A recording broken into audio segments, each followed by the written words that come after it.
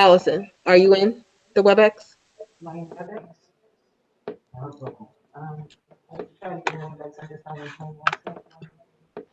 Just in case you need to speak.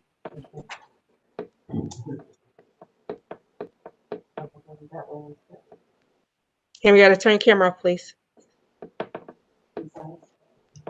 Turn your camera off. Oh, that's not you. That's me. What my camera's on.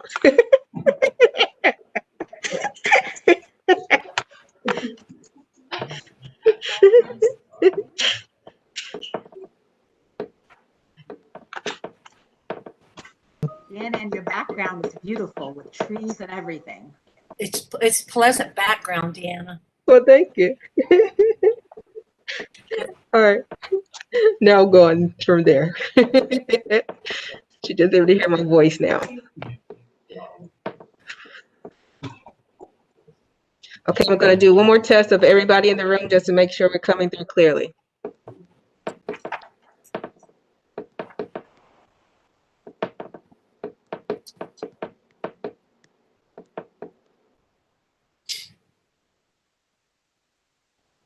Okay, I'm just going to do a quick roll call. Chair Davis.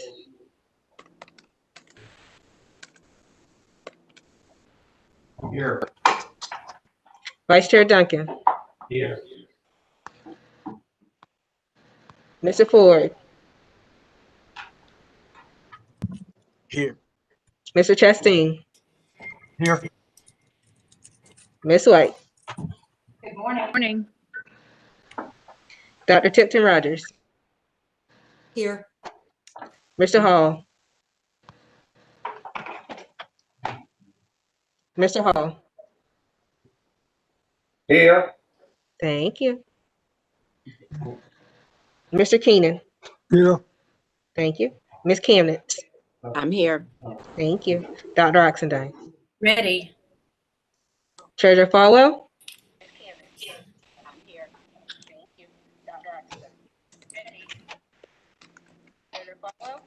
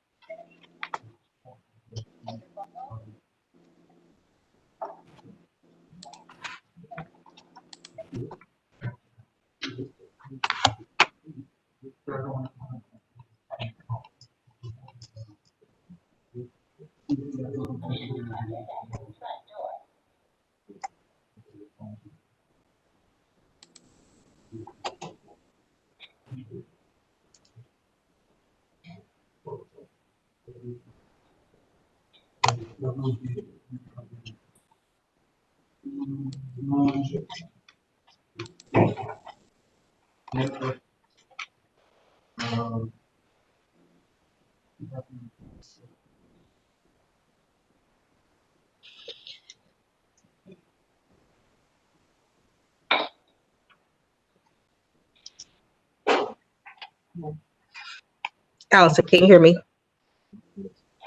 Can you say something?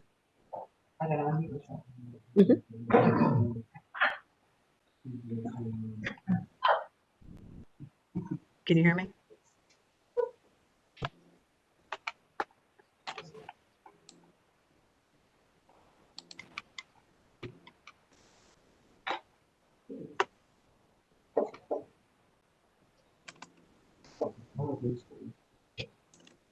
Treasurer Falwell, are you there?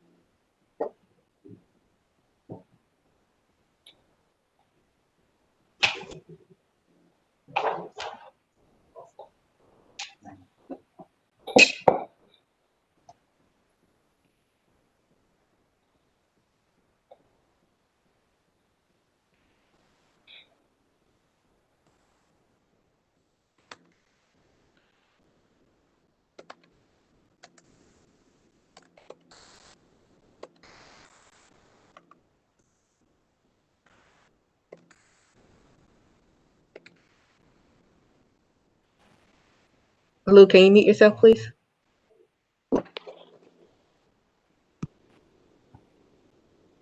Thank you. Can you please send a meeting invite to Lieutenant Governor's email address? I sent it to both of them. Do I need to send it again? If you could do it, that would make it easier, so I Okay. can go searching through his email. Which email does he want me to use?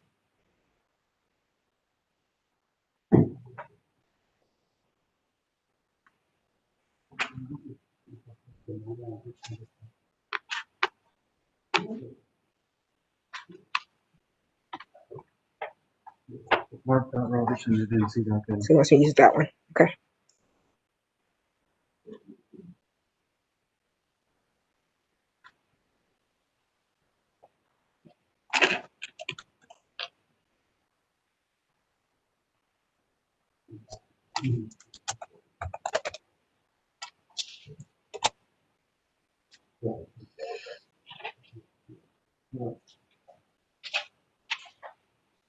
You're not in our levels. Yeah, I asked. I was trying to. He's muted.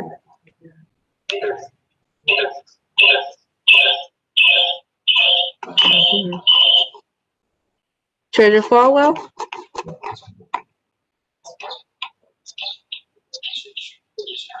Okay, thank you. I got you.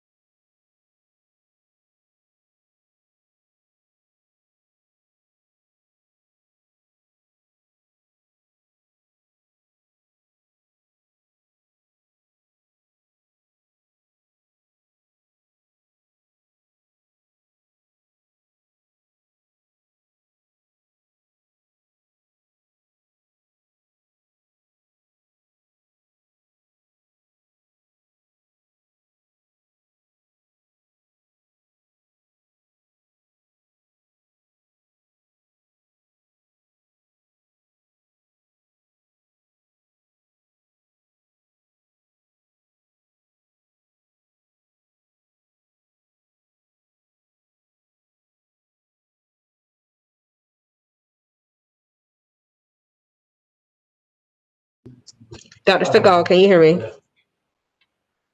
Yes, ma'am, I can now. Yes. Thank you. I'm gonna go mute for a little bit until we get everybody situated. Okay. Thank you. Thank you.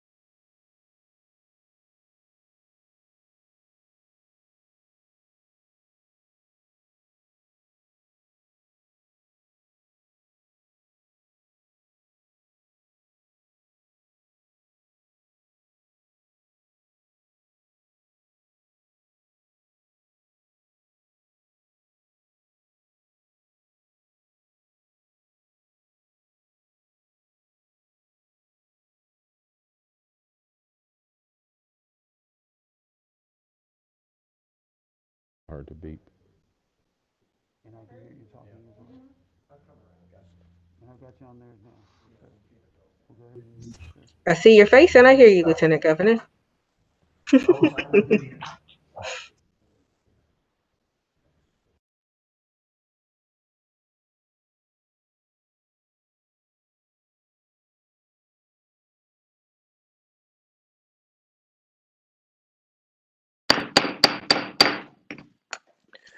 Good morning, ladies and gentlemen, and welcome to this February 3rd, 2021 meeting of the North Carolina State Board of Education.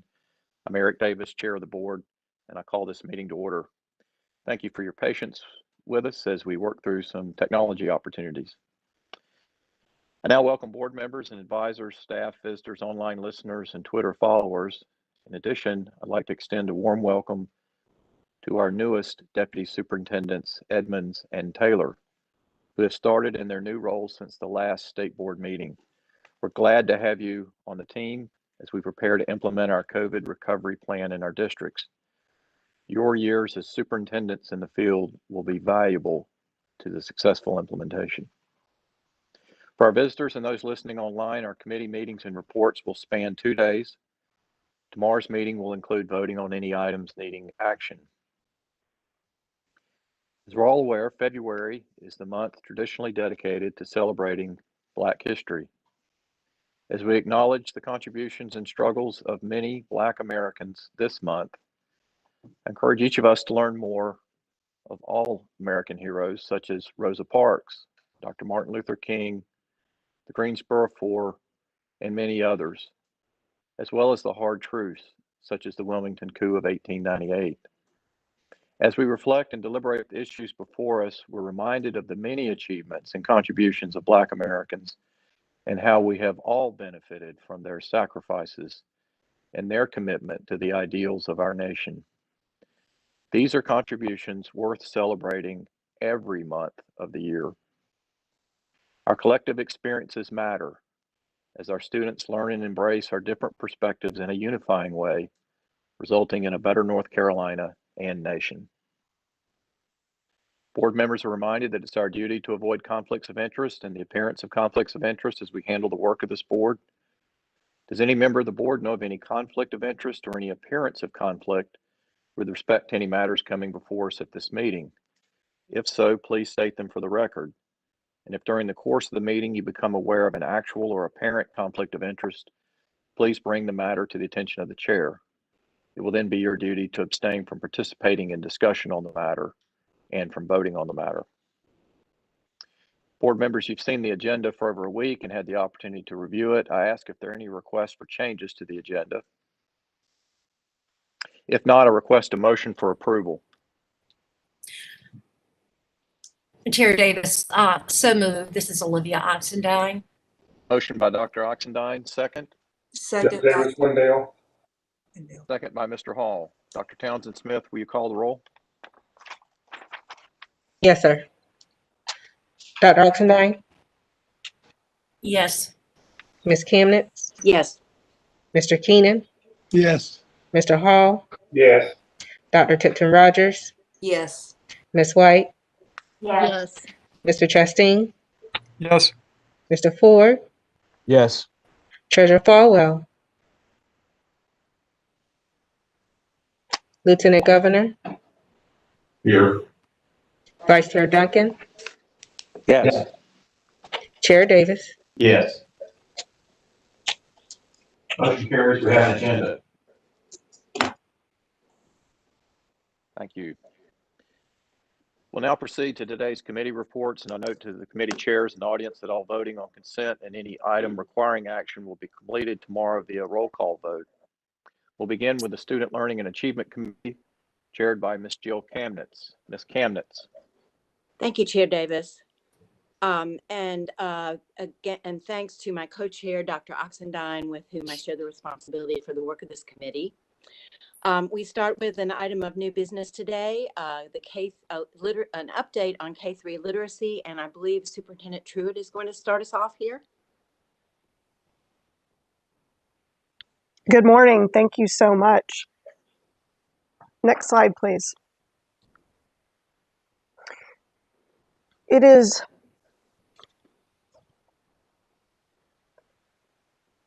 thank you.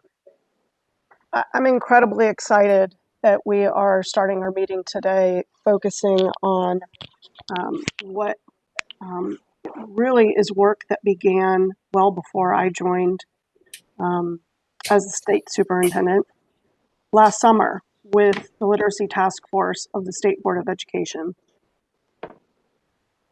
The importance of ensuring that all students in our state are proficient readers as well as proficient in math cannot be understated.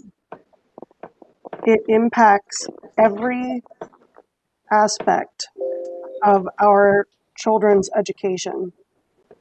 And for too long, we as a state have been unable to move our students forward in improving literacy outcomes for all students. It is with much excitement that I share that we are headed towards a statewide literacy initiative that will culminate in improved outcomes for all students. And so as we shift our focus from helping struggling students one by one to a more systemic approach of supporting our teachers in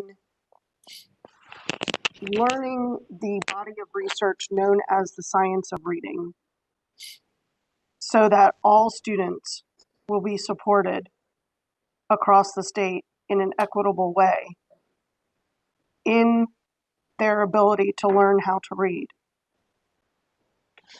We present at this update to you and ask you to stay tuned as we embark on this journey that will encompass pre-K, K-12, as well as our higher education system. So with that, I will turn it to Dr. Stegall or perhaps Amy Ryan. Yes, ma'am. Thank you, Superintendent Truett. Thank you, Amy. Absolutely. So in 2019, the State Board approved the North Carolina Collaborative Guiding Framework for Early Literacy Education based on input from stakeholders across North Carolina. And our purpose today is to update you on the progress to date, next steps, and considerations related to the 9 core elements under the leadership of our new superintendent.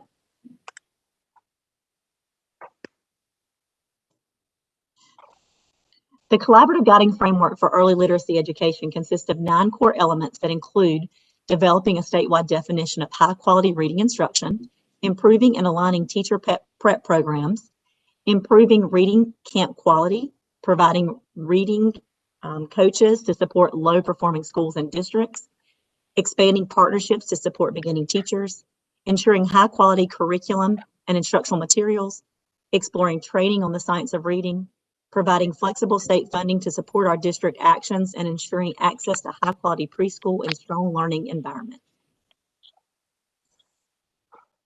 Element 1 focuses on the development of the high-quality reading instruction definition.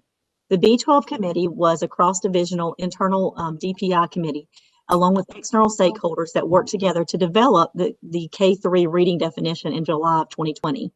After reviewing the definition and discussing the vision more in depth with our new superintendent and leadership, we have proposed some updates for your consideration to the approved definition.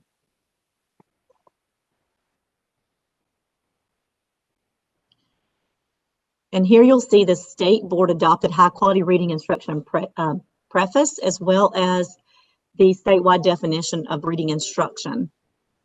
And so there's no overarching, in the overarching statement, there's no proposed edits. However, we did, at the bottom of this slide, you're going to see some proposed updates. The intent of the update is to include language to help North Carolina educators clearly understand, first and foremost, that the science of reading is a body of research, rather than a curriculum or program. That seems to be getting confused at times. Additionally, this definition focuses on leveraging some specific language aligned to the statewide efforts as we move ahead, as well as the purpose of the high quality reading instruction. After gathering input from the superintendent, we also reached out to the leaders of the North Carolina Literacy Task Force and added their suggestions. And as you can see, the proposals don't change the focus or the direction from the original definition. The core components have remained the same. The sole purpose of the edits is just to further clarify the alignment of our direction and the alignment with science of reading. And then actually move beyond focusing on learning words to actually focusing on real world application as well. Our goal today is to share the proposed changes to be reviewed and discussed for possible consideration for action in March. And at this time, Tanya Parrish is going to continue sharing the information related to elements 2 through 8. Thank you, Amy. Element 2 of the Collaborative Guiding Framework for Early Literacy Education focuses on improving reading instruction in North Carolina educator prep programs. These discussions are a work in progress, and we will continue to keep you updated on this element.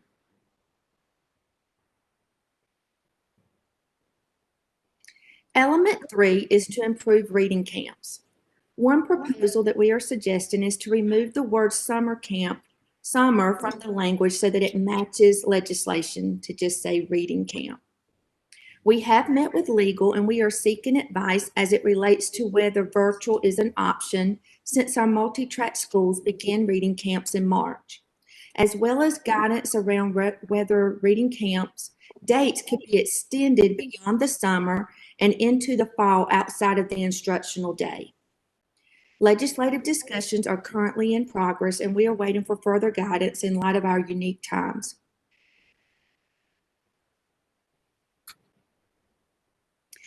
Element 4 is to work to provide reading coaches in low-performing schools and districts. We met with the Mississippi leaders to discuss what worked well and the lessons learned to guide our deployment planning steps as we move forward. As we continue to learn more about funding possibilities and legislative updates, we will revisit this element and provide additional information.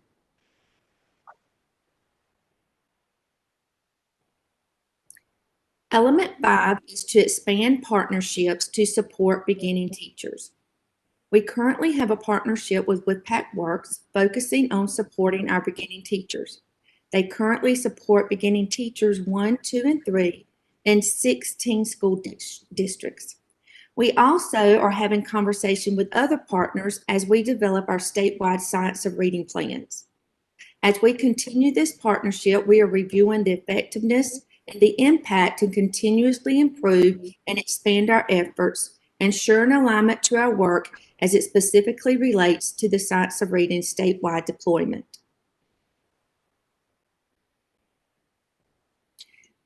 Element 6 focuses on ensuring teachers have access to high-quality reading curriculum and instructional materials in elementary schools.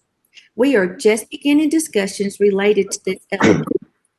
Once we have clearly outlined and shared the Science of Reading professional development plan, we will develop a list of recommended and aligned resources, while also ensuring that all educators understand that Science of Reading is a pedagogy rather than a curriculum or a program.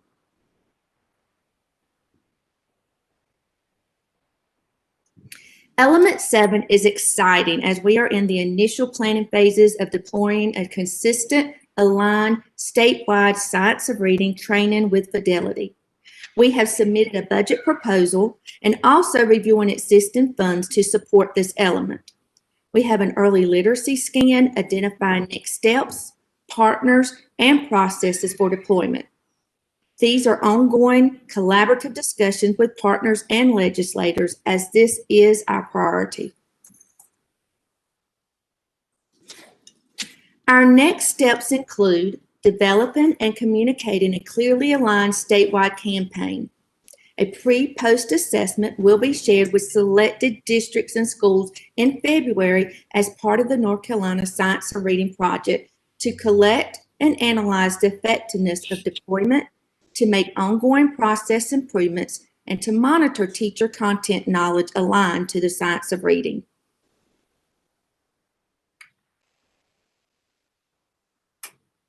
Element 8 asks that we provide flexibility in state funding to support district action on reading. We may need to further define what the language action on reading means for stakeholders. NCDPI has worked to leverage the RCM model to ensure fidelity and adequate support for North Carolina educators. We are reviewing and reprioritizing our existing funds to focus on how we can make the greatest reading impact across North Carolina for all students. At this time, I'm going to turn it back over to Amy. So Element 9 ensures access to high quality preschool and strong learning, actually early learning environments and transitions to kindergarten. The Office of Early Learning has collaborated with DHHS and aligned our efforts so that all pre-K and K classrooms across North Carolina will implement Teaching Strategies Gold.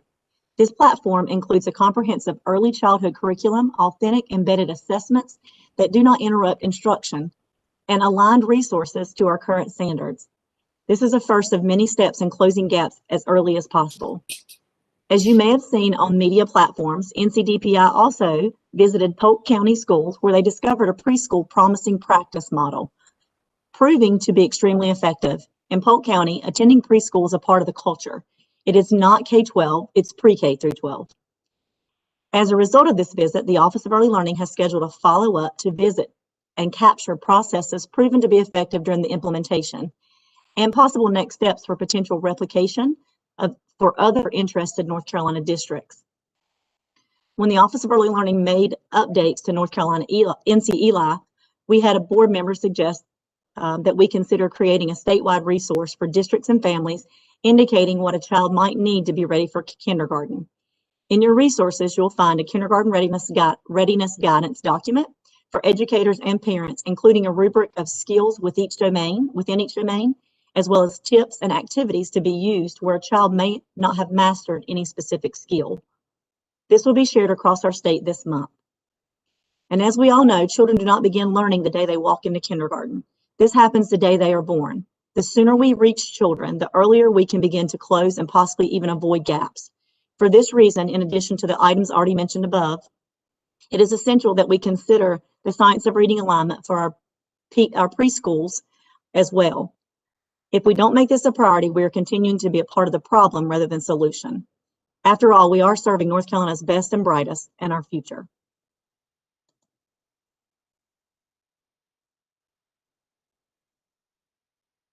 Just as an overall for your information, the mid-year Read to Achieve diagnostic assessment window has closed. It closed on January 29th and will serve as our baseline for the EVOS growth this year in a first ever multi-vendor system. The data is due back to DPI from vendors within 2 weeks. Please be aware if we're all gray or bald by the end of this, we would like for you to act like you don't even notice when we're back together in person. Because if all of this doesn't do it, our current RTA, RFP just might. The great news is we are on schedule with our evaluation team kickoff this Friday afternoon. And last but certainly not least, we are excited to share that North Carolina was selected to participate in the first cohort of the MultiState Learning Community, a path forward in teacher preparation for early literacy instruction.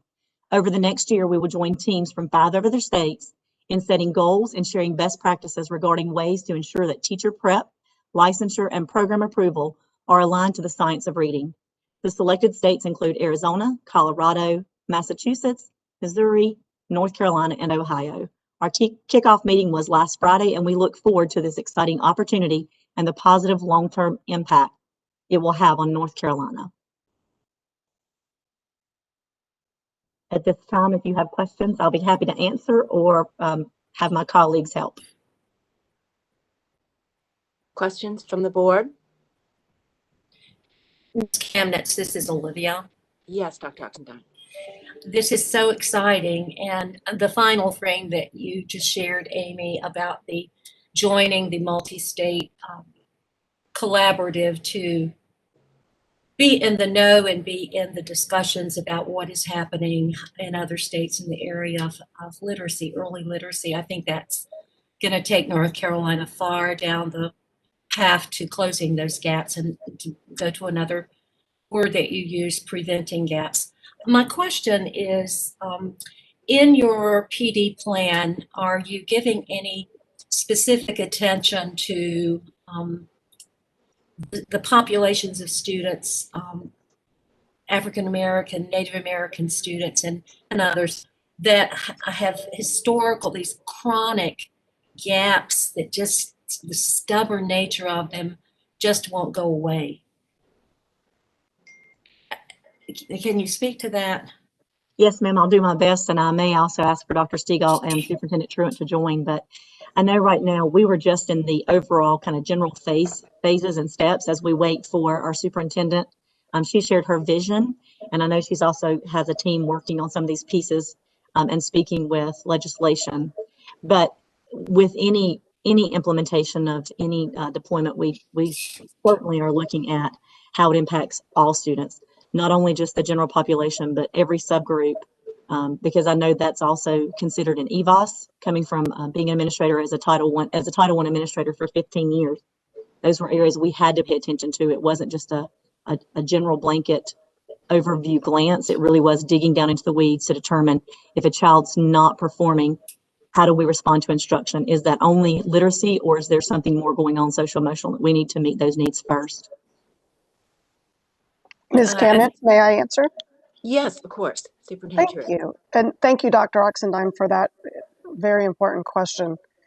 I would add to what Amy Ryan said that when we talk about a professional development plan, we are truly talking about providing every single pre-K through 5 teacher in rolling cohorts the professional development, the same professional development in the science of reading, so that all children will benefit from their teacher's knowledge of this pedagogy.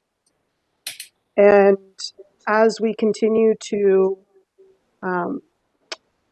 formulate our on-the-ground plans in the districts for COVID learning recovery loss, as well as providing every child with a sound basic education, we will ensure that those children who are particularly behind, because it's really what we're looking at is about 65% of third graders across our state not being proficient in reading right now. So this is something that all children are going to benefit from, with particular attention to those children who are the furthest behind.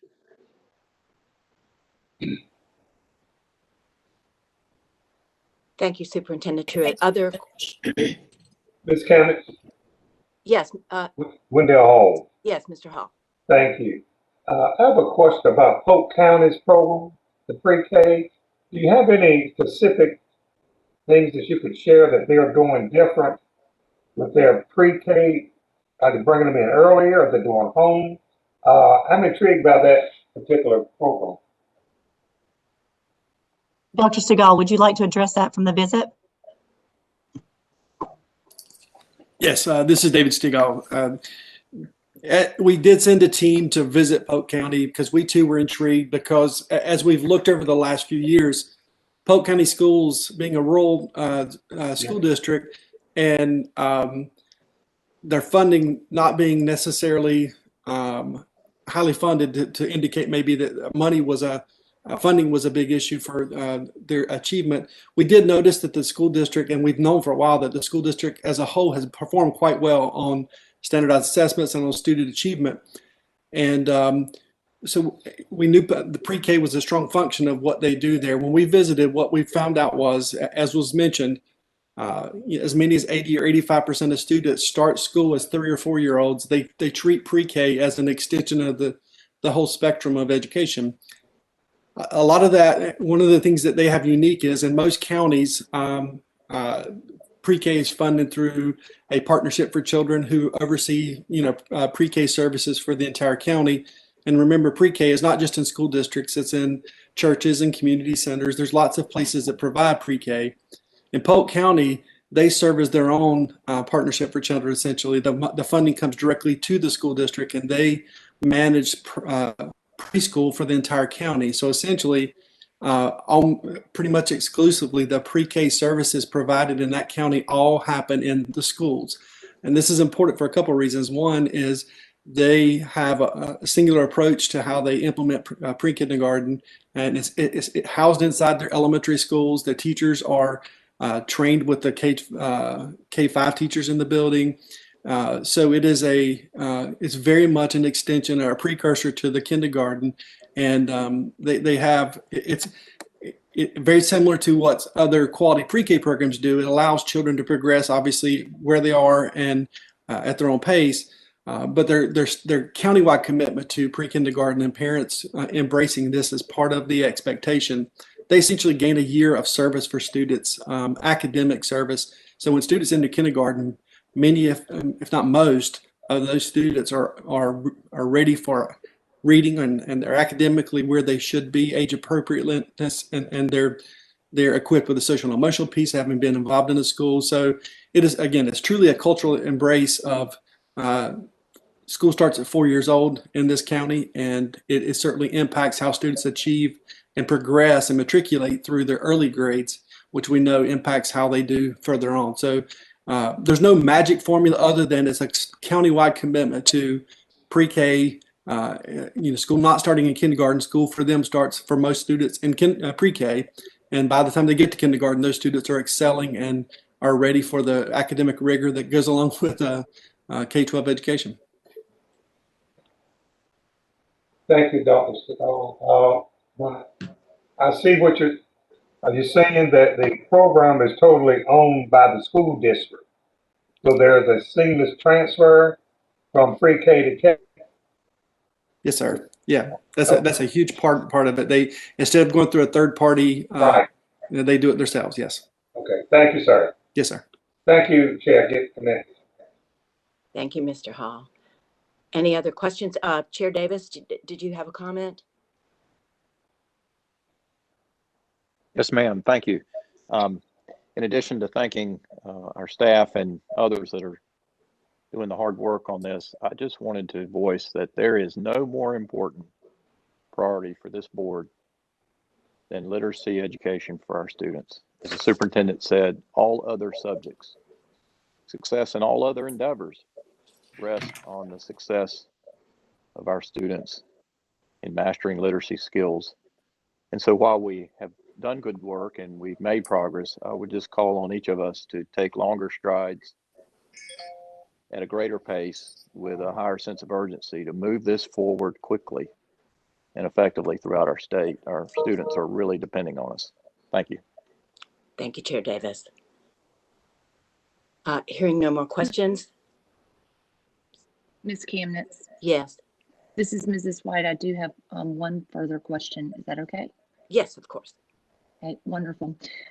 So I first wanted to thank those that worked on the Kinder Readiness resource. I'm very excited to see that and hopeful that it will help prepare and educate every caring adult, whether that be a medical provider, whether that be a grandparent, a parent, and an older supervisor in the home, to help build and equip our young students to be prepared for readiness for kindergarten. So thank you for those efforts. My question is specifically about the importance of comprehension as it is articulated in our definition of K-3 reading and the science of reading. But I'm wondering if anyone could speak to me about the importance of children understanding what they're reading, coupled with the ability to decode and decipher phonics and phonemic awareness. Can anyone talk to me how comprehension fits into this plan? Ms. Kamnitz, this is the superintendent. I'm happy to address. Yes, thank you. Go ahead. So my understanding of the best way to answer your question is that comprehension, of course, is one of the 5 pillars of early literacy instruction that defines the body of research known as the science of reading.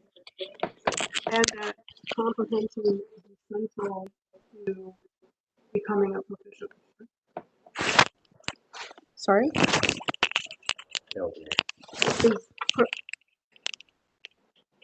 But where we have confusion is that too frequently teachers will continue to work on fluency and comprehension before students have mastered phonemic awareness and phonics. And so part of the science of reading training is helping teachers understand not just how to teach those letter sounds, lines, etc., but also how to know when to move forward with fluency and comprehension. I think if I could take the theory out of it and focus on the practical, one example that I've read many times is that teachers will often have children practice fluency in order to improve their reading skills. But if they haven't learned how to code yet, that fluency practice is an exercise in question. So I hope that answers your question.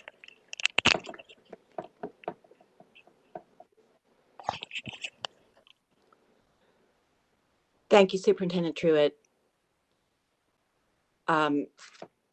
If there are no more questions, I will move us along to our action items, starting with SLA 1, K-12 Social Studies Standards.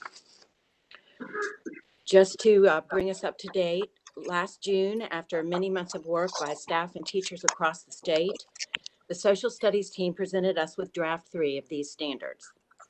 The board asked for one more revision that provided more explicit terminology and a clearer understanding of what the supporting documents would look like.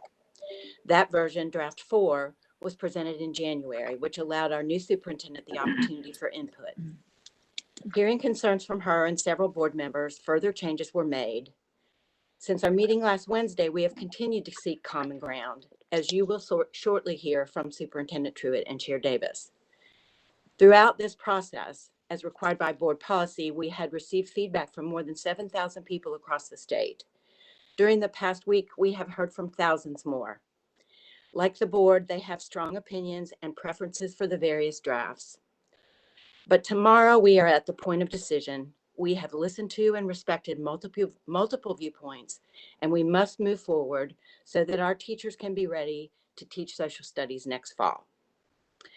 I turn to Dr. Mullenix and Dr. Carlin to briefly review their presentation from last week, with thanks to them for their commitment to getting this right.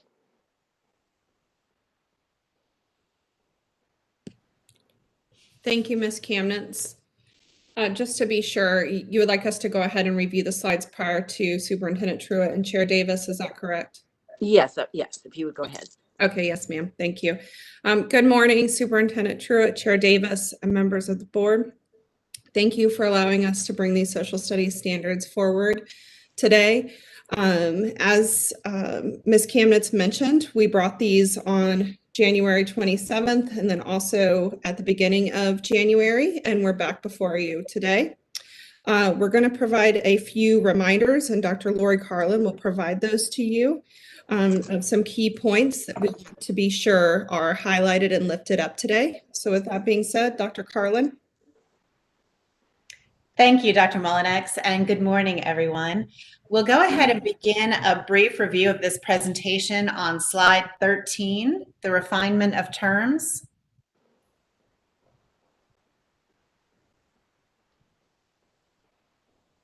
Thank you. As we shared last week, you will see the requested refinement of terms here. The left column indicates the way that the terms originally appeared in the draft 4 version, and the column next to that indicates the proposed changes to those terms. Then to the right, you can see how we will fully define those terms to ensure that they are inclusive and representative. Glossary links for each course will be provided at the top of each set of course standards. Additionally, new terms and standards will be called out and defined in the unpacking resource. On our next slide, 14, you will see exactly how the standards will appear upon approval. This slide is representative of the tremendous efforts that were made by the Social Studies Standards writing and review teams to include explicit language. Minus the highlights and text box, this would be the appearance of the standards the boards would approve. Again, each set will have a glossary link at the top. Let's please move to the glossary example on slide 16.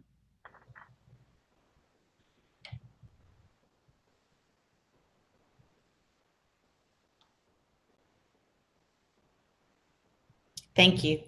This reflects examples from the glossary the team has developed to support understanding of terminology used in the standards and objectives. This glossary will allow district leaders and teachers to build curriculum and lessons around a common understanding of terminology and language. The glossary will provide definitions to terms in the standards that might be difficult to understand due to multiple interpretations or ambiguity. The glossary terms will also supply more clarifying language with regards to terms that lend themselves to multiple definitions and interpretations. Please keep in mind, the purpose of the glossary is not to rewrite definitions for terms that can easily be found in any standard dictionary or textbook. The purpose is to provide a resource that social studies educators can access in order to better understand the intent of terminology used in the objectives in appropriate context to the disciplines of social studies. And the next slide is an example of the unpacking document from American history. This is one of the many support resources that will be developed after approval. For this standard, you can see the standard listed at the top, the overarching concepts, then in the far left column, the objective or marginalized is in bold. The next column provides the glossary definition of that word or any others that might need to be defined for a particular objective. It's important to note that the examples in the example topics column are not intended to be an exhaustive list, a recommendation, or a curriculum, which is developed or selected by districts and schools. Instead, it will include a few diverse people or topics that can help the teacher, instructional coach, or district leader better understand the intent of the objective and the types of content that can be used to teach an objective. At this time, I'll go ahead and turn it over to Dr. Stegall for summary and recommendations. Thank you so much. Like the diverse mindsets on this esteemed board, these social studies standards, they seek to foster students who think for themselves, who understand the complexity and ever-evolving nature of our world, our country, our state, as well as our history. And we know that history is rarely linear. It's often 2 steps forward, maybe a sidestep, a step back, and so on. But the U.S.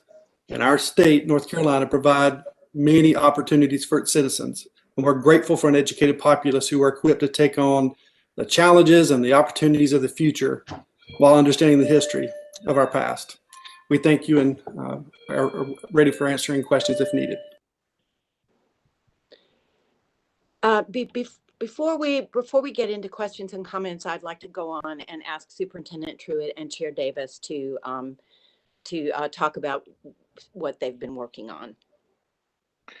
Thank you, Ms. Camden, and to our staff, teachers who've been working on this important matter.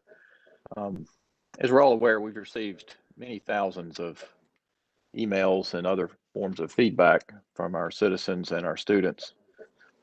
And as a way of demonstrating the appreciation we have for that feedback, as well as to lift up a few examples, the superintendent and I would like to share a couple of those thoughtful emails.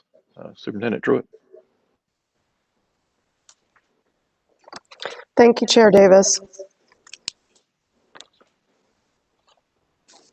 The email that I would like to read to you comes from a parent in Union County. It reads, "Dear members of the NC State Board of Education, I recently moved my family from California to North Carolina. I am an immigrant who came to the U.S. when I was 5 years old with my family. And my mom and dad wanted to come here because this was and still is the greatest, freest country on earth. They didn't bring me to a racist, evil country.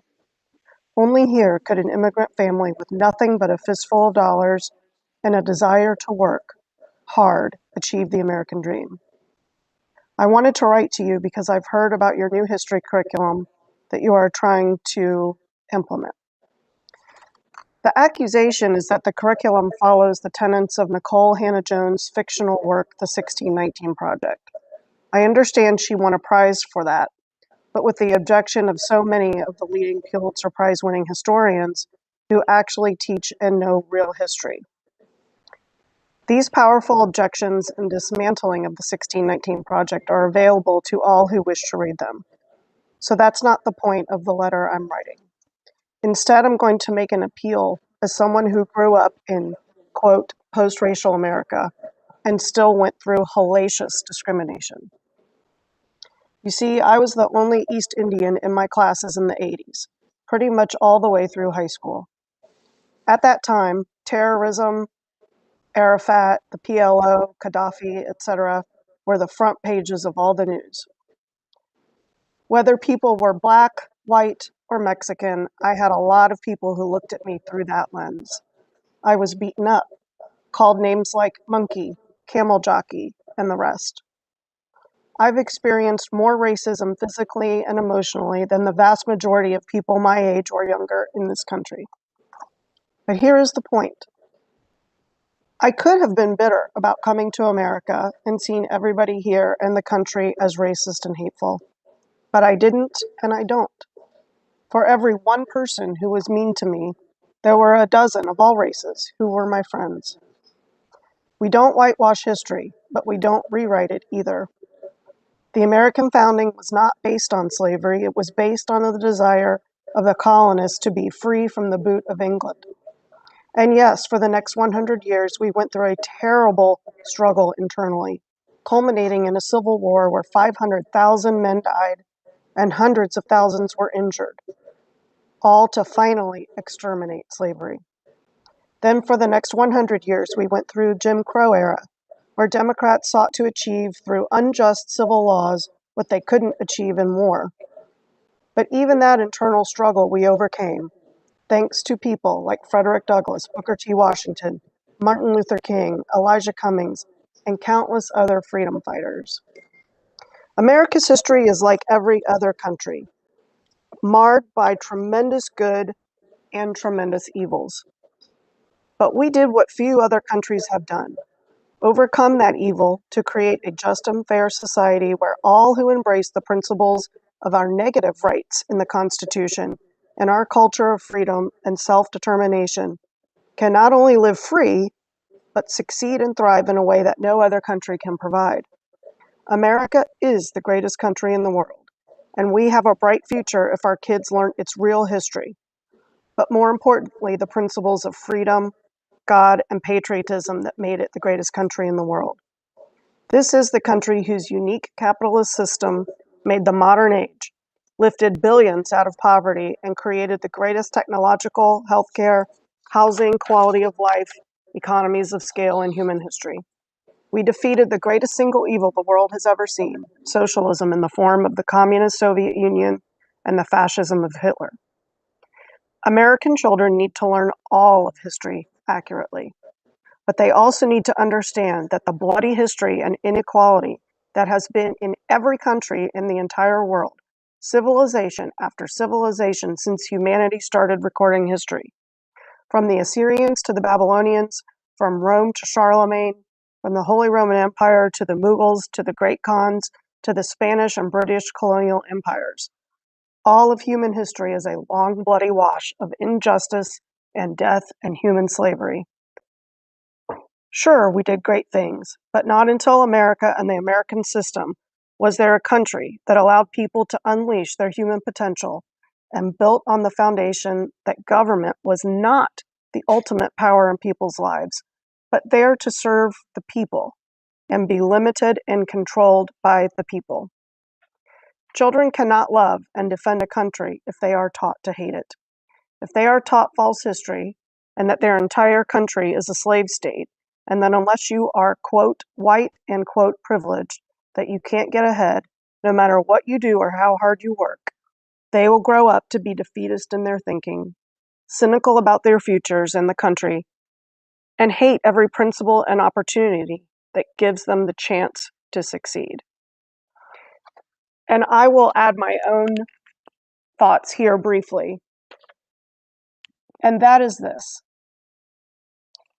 The sentiments expressed in this email are dependent upon the extent to which children are offered a sound basic education. I ran for for this position knowing that we are not doing that right now. And so I choose to do this job so that I can be a part of controlling what we can control. And that, my friends, is the extent to which every child in our state has a sound basic education.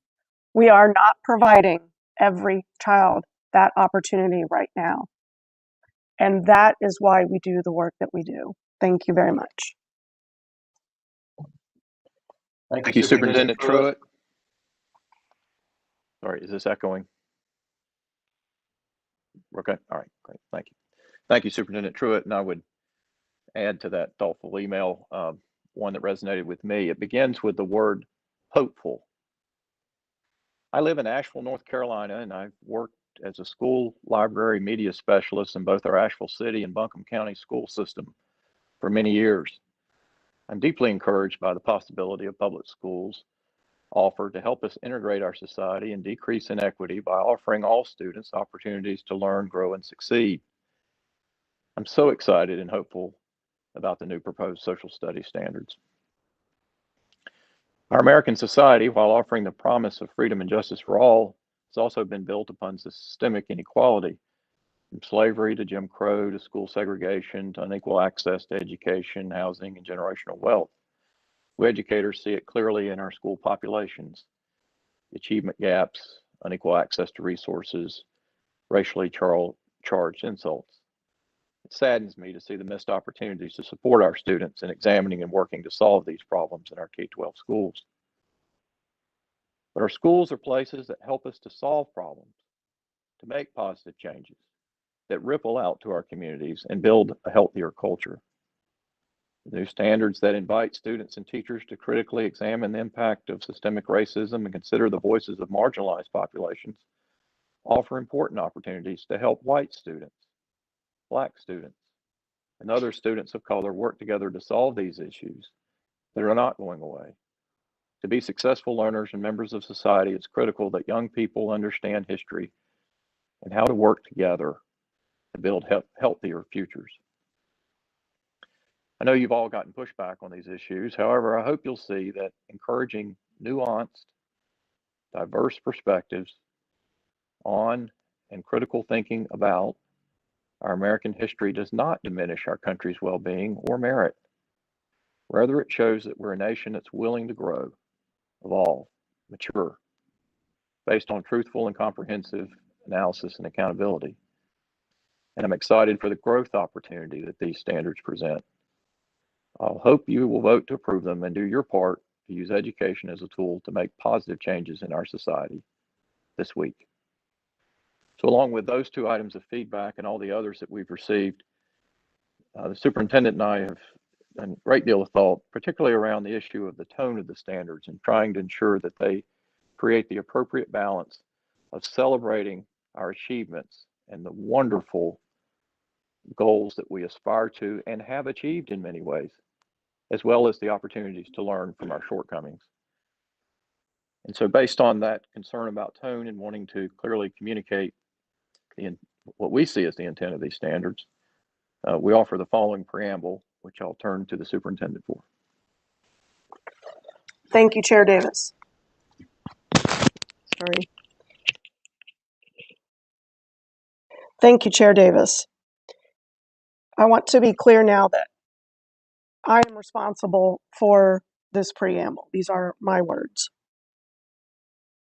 The preamble starts with a quote from Plutarch's Lives. So very difficult a matter it is to trace and find out the truth of anything by history. The word history has its roots in the ancient Greek verb historia, which meant the act of seeking knowledge. A more modern way to describe the discipline of history is the study of imperfect choices across the ages that requires knowledge of facts, dates, places, events, and ideas. It also requires students to engage in questioning, research, and discussion so that as young adults, they can examine a historical record for themselves and support their views. Students in North Carolina public schools study history throughout the entirety of their public school experience.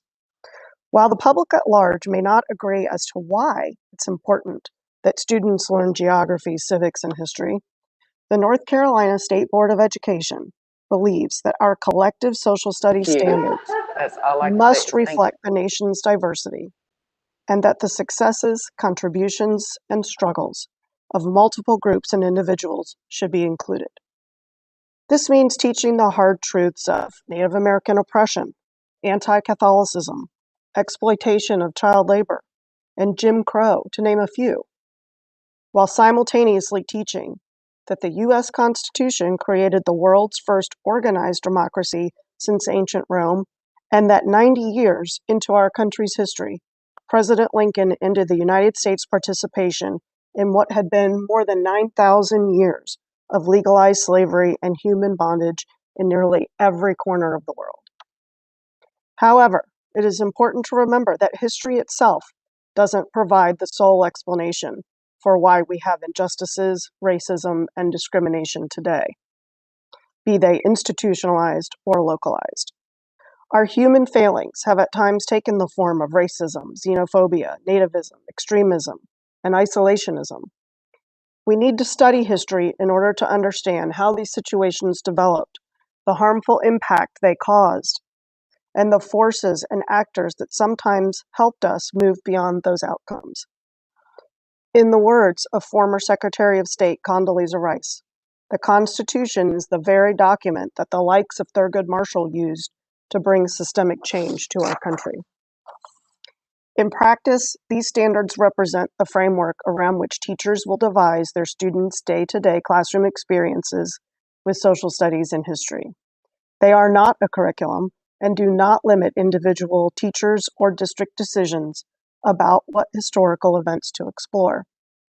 The Department of Public Instruction will prepare and share a wealth of support resources for teachers to reference as they plan the best ways to engage students with the standards. The supporting resources will include potential primary and secondary sources, topics, people, events, and timelines to be considered. In his 1954 sermon, The Death of Evil Upon the Seashore, delivered at the Service of Prayer and Thanksgiving in New York City, Martin Luther King Jr. declared that, quote, "The whole of history of life is the history of a struggle between good and evil," unquote, and that, quote, "in the midst of the upward climb of goodness, there is the downpull of evil," unquote. It is in this spirit that we offer these standards. Let us study the past such that all students can celebrate our achievements towards a more perfect union, while acknowledging that the sins of the past still linger in the everyday lives of many. Let us study the past so we can understand where it might lead us today. Thank you. Thank you, Superintendent Truett. And I would add, I stand with the superintendent and support this preamble as part of the standards and the supporting documents, because at the core of this preamble is a rejection of the notion that we must choose either the good or the bad of our history. And instead, it embraces the opportunity to choose the and, that we can teach the successes and the shortcomings of our shared past, and that we can learn from both and we can celebrate both as a continuing part of our progress towards that more perfect union. So together we offer this preamble as an integrated part of the standards and the supporting documents that will go further. Back to you, Ms. Kamnitz. My thanks to both of you for that very moving preamble, and we will tomorrow consider that as part of our standards when we vote.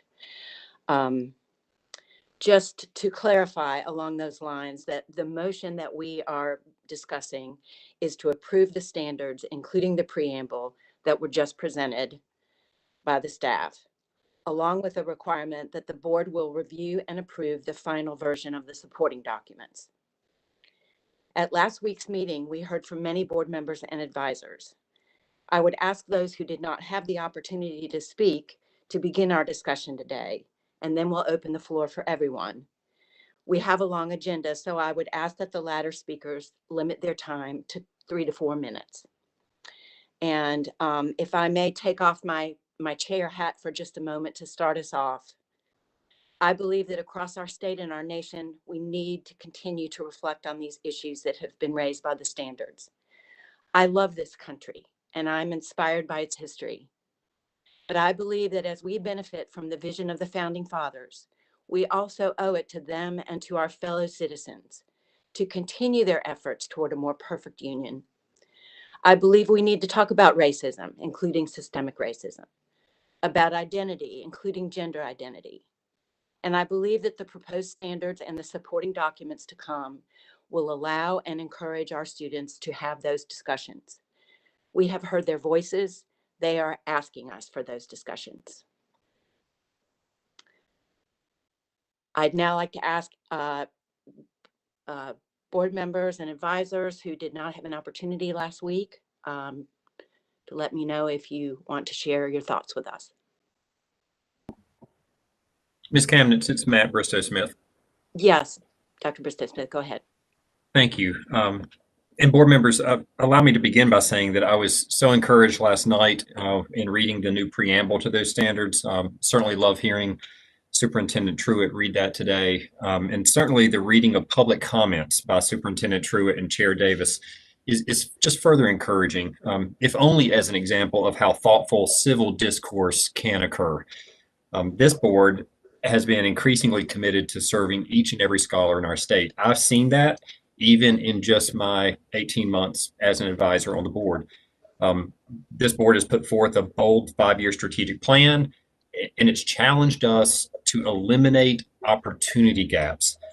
And the board has heard from equity champions like Dudley Flood and educators like Donnell Cannon. And we've learned from Ann McCall how we got from where we were to where we are. And we've even invited living, breathing high school scholars like Elijah Sellers and Kenai Gunter to share their school experience with the board. And it is truly my sincerest hope that we will all, each and every one of us on this board, advisors included, keep children front and center in all of our discussions today and every day, both on this call and also online. And by all means, let's all agree to presume the good intent of our fellow board members in these discussions. I want to bring you 3 perspectives: as an advisor, as a practicing principal, and then also as a parent. First, as an advisor to the board, I want to emphasize that all 5 of your educator advisors, these are 2 principals of the year, 2 teachers of the year, and 1 superintendent of the year, have publicly said that we believe the draft 4 standards are ready for installation.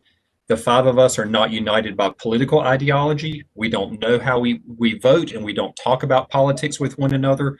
We are not united by geography, by demographics, or by any other thread than our commitment to doing what's right for children. Most importantly, we do believe in telling the whole truth of our country's history and validating the identities of each and every child in our history that we teach. And that includes our LGBTQ students, our Indigenous students, our Black students, and other students of color. Their histories matter and they should be taught. That's why these standards are so important. Secondly, as a practicing educator and principal, in fact, I'm speaking to you from a school building right now, I have every confidence in my own LEA and in other LEAs to develop curricula and implementation plans that build upon these standards, as well as the agency's toolkit. I have every confidence in our teachers to deliver unbiased instruction that's age appropriate and that's grounded in facts and truth, but also that empowers students to think. And I have every confidence in our children. I mean, what makes us underestimate that our children can't handle or don't deserve a full rendering of history? We're teaching them computer science in 2nd and 3rd grade. Of course they can handle history. I'm not concerned about our LEAs, about our teachers, or about our children, but I am concerned that we have allowed 6 words in these standards to distract us from the truth and from our commitments to each and every, and from the lived experiences of our scholars and their families, whom I serve every day in my school and whom this board also serves. And lastly, as a parent of 2 North Carolina public school children, I'm counting on our schools to prepare my own kids to enter a complex world. I get that some of the concerns expressed, that perhaps the standards as worded may not perfectly capture the aspirational spirit of America, like some may want, and perhaps through some lenses, the tone of the standards may not quite square with American exceptionalism. So there are good faith concerns about how the standards might make us feel or might make some students feel. But to be forthright, those are the easier narratives to tell in America.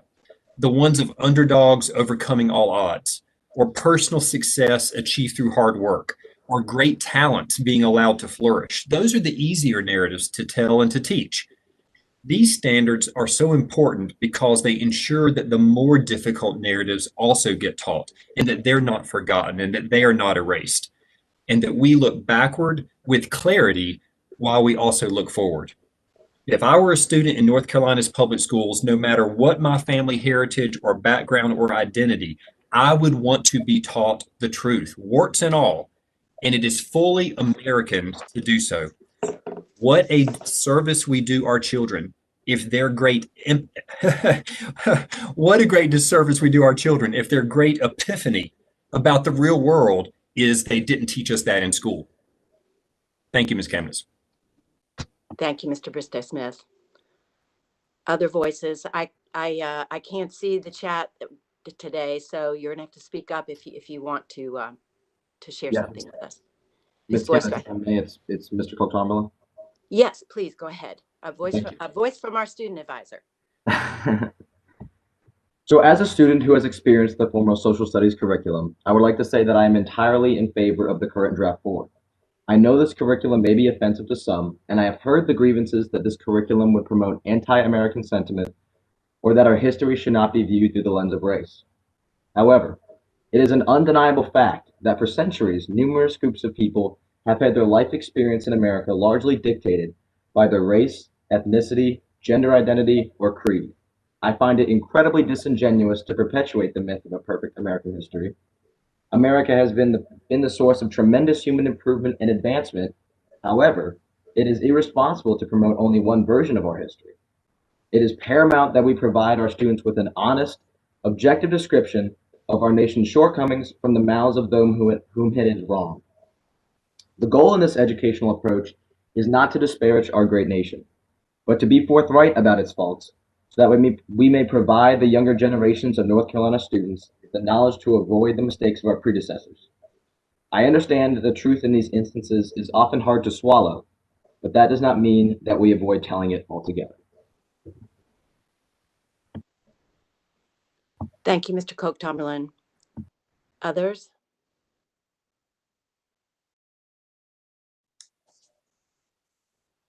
Ms. Kamnitz, this is Donna Tipton-Rogers. Yes, Dr. Tipton-Rogers, go ahead. I'd just like to take a brief moment to say that I appreciate the work of the department and the almost 2 years of dialogue that has gone into the review of the social studies content standards.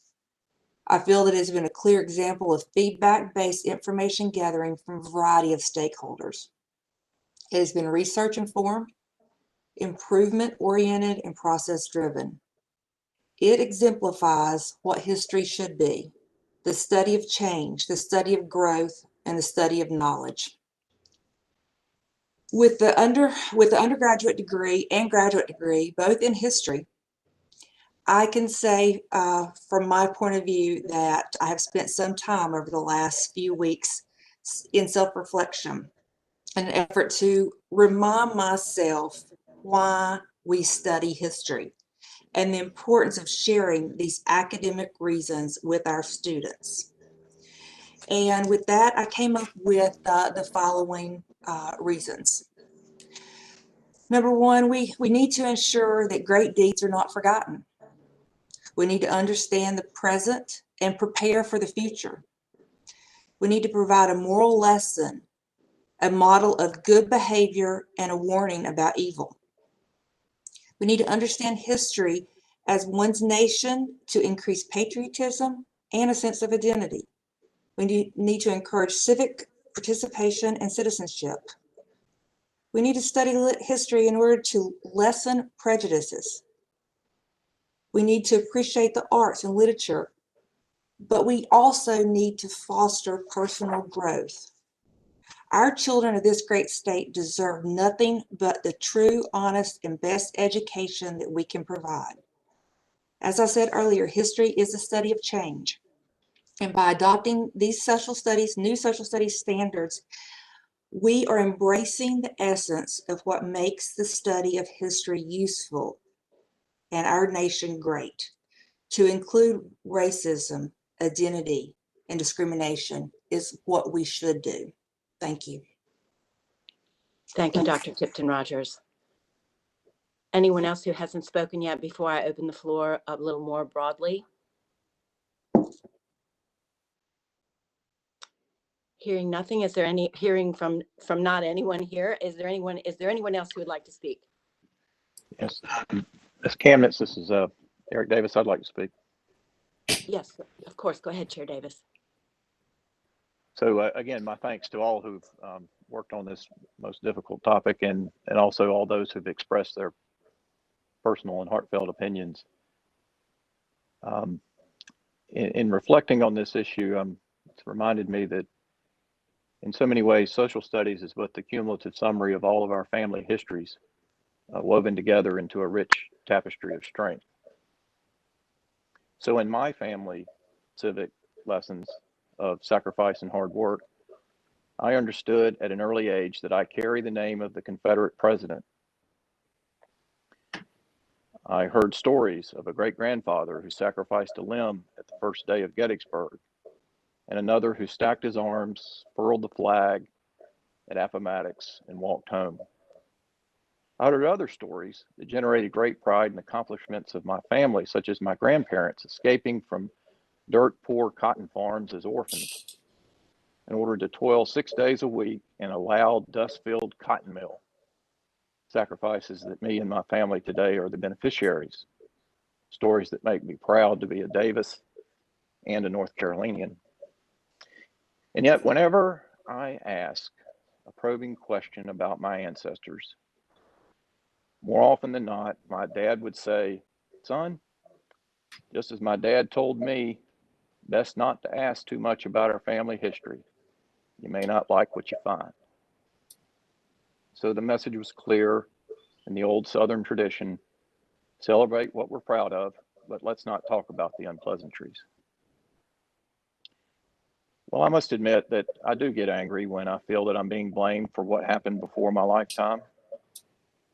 But one thing that makes me even angrier is when I'm told that I can't handle the truth of my family's or my nation's history, as if somehow I'll be less proud to be a Davis or an American if I know the full history, or that I'll think less of my ancestors if I learn about their struggles, or that I'll use the truth to sow division with my neighbor.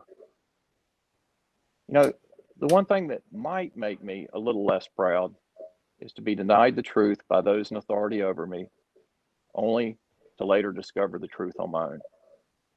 On the contrary, whatever greatness there is in my family, and it's certainly a great nation we live in, I believe is in direct proportion to my willingness and our willingness to self-reflect, much as Dr. Tipton-Rogers showed us, and to share our own achievements and hard lessons, to choose to learn from our shortcomings as we celebrate our triumphs.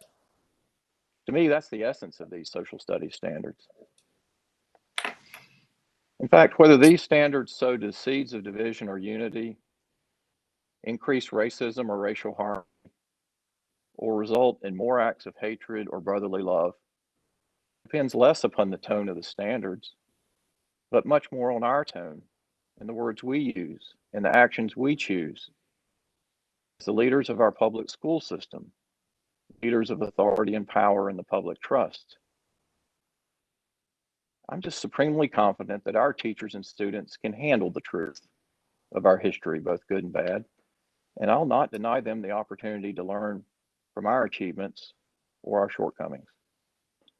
I have no doubt that they will respond with increased admiration, increased devotion, and increased love for our country and for one another, if we will first believe in them.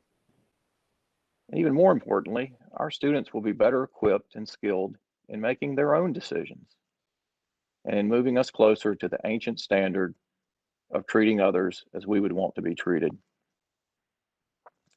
So while the Draft 5 standards may not have all that I would desire, they move us forward in accordance with our commitments to all students. And so with an unwavering faith in our students and teachers and the utmost respect for my fellow North Carolinians, I support Draft 5 of these standards as the next small, but the most important step that we can take in our time. Ms. Kamnitz. Thank you, Chair Davis.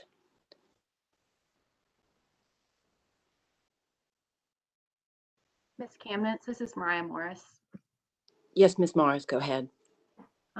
I've been very clear and vocal about supporting this draft of the standards, but I would also like to share another narrative at play in the decision over whether to pass these standards. And that's the narrative of respecting the teacher's voice in the process of writing these standards. This slide up right now indicates that over 70 educators from across all state Board of Education districts in North Carolina came together to write these standards because they thought they were in the best interest of their students.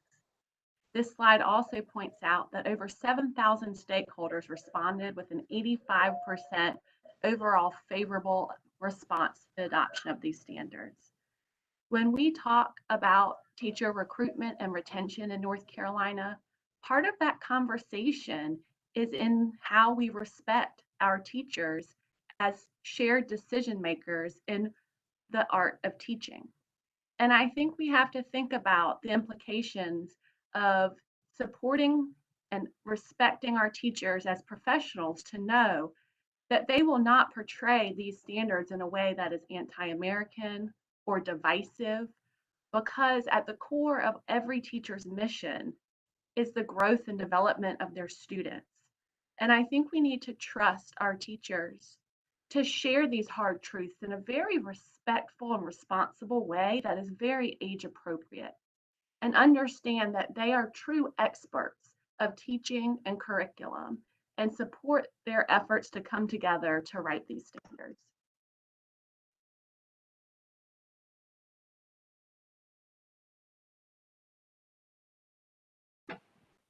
Ms. Kamnitz, if you're speaking, you're muted. Sorry. Thank you, Ms. Morris. If I hear no other voices, we'll move ahead to our action items SLA 2 and 3. Ms. Kamnitz? Excuse me. Yes. I'm sorry. Please proceed. Excuse me. I'm sorry, was that Mr. Ford, Lieutenant Governor? I yield to the Lieutenant Governor. Go ahead, Lieutenant Governor.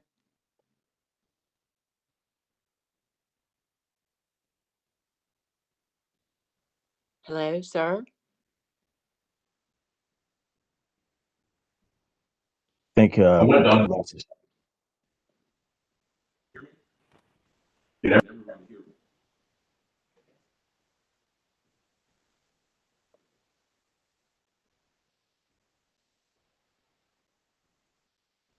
take just a minute here to see if we can get this worked out.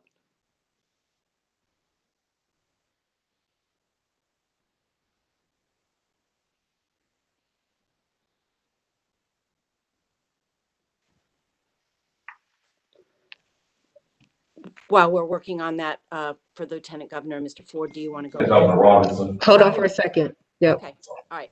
Hold on, Mr. Ford. Not a problem.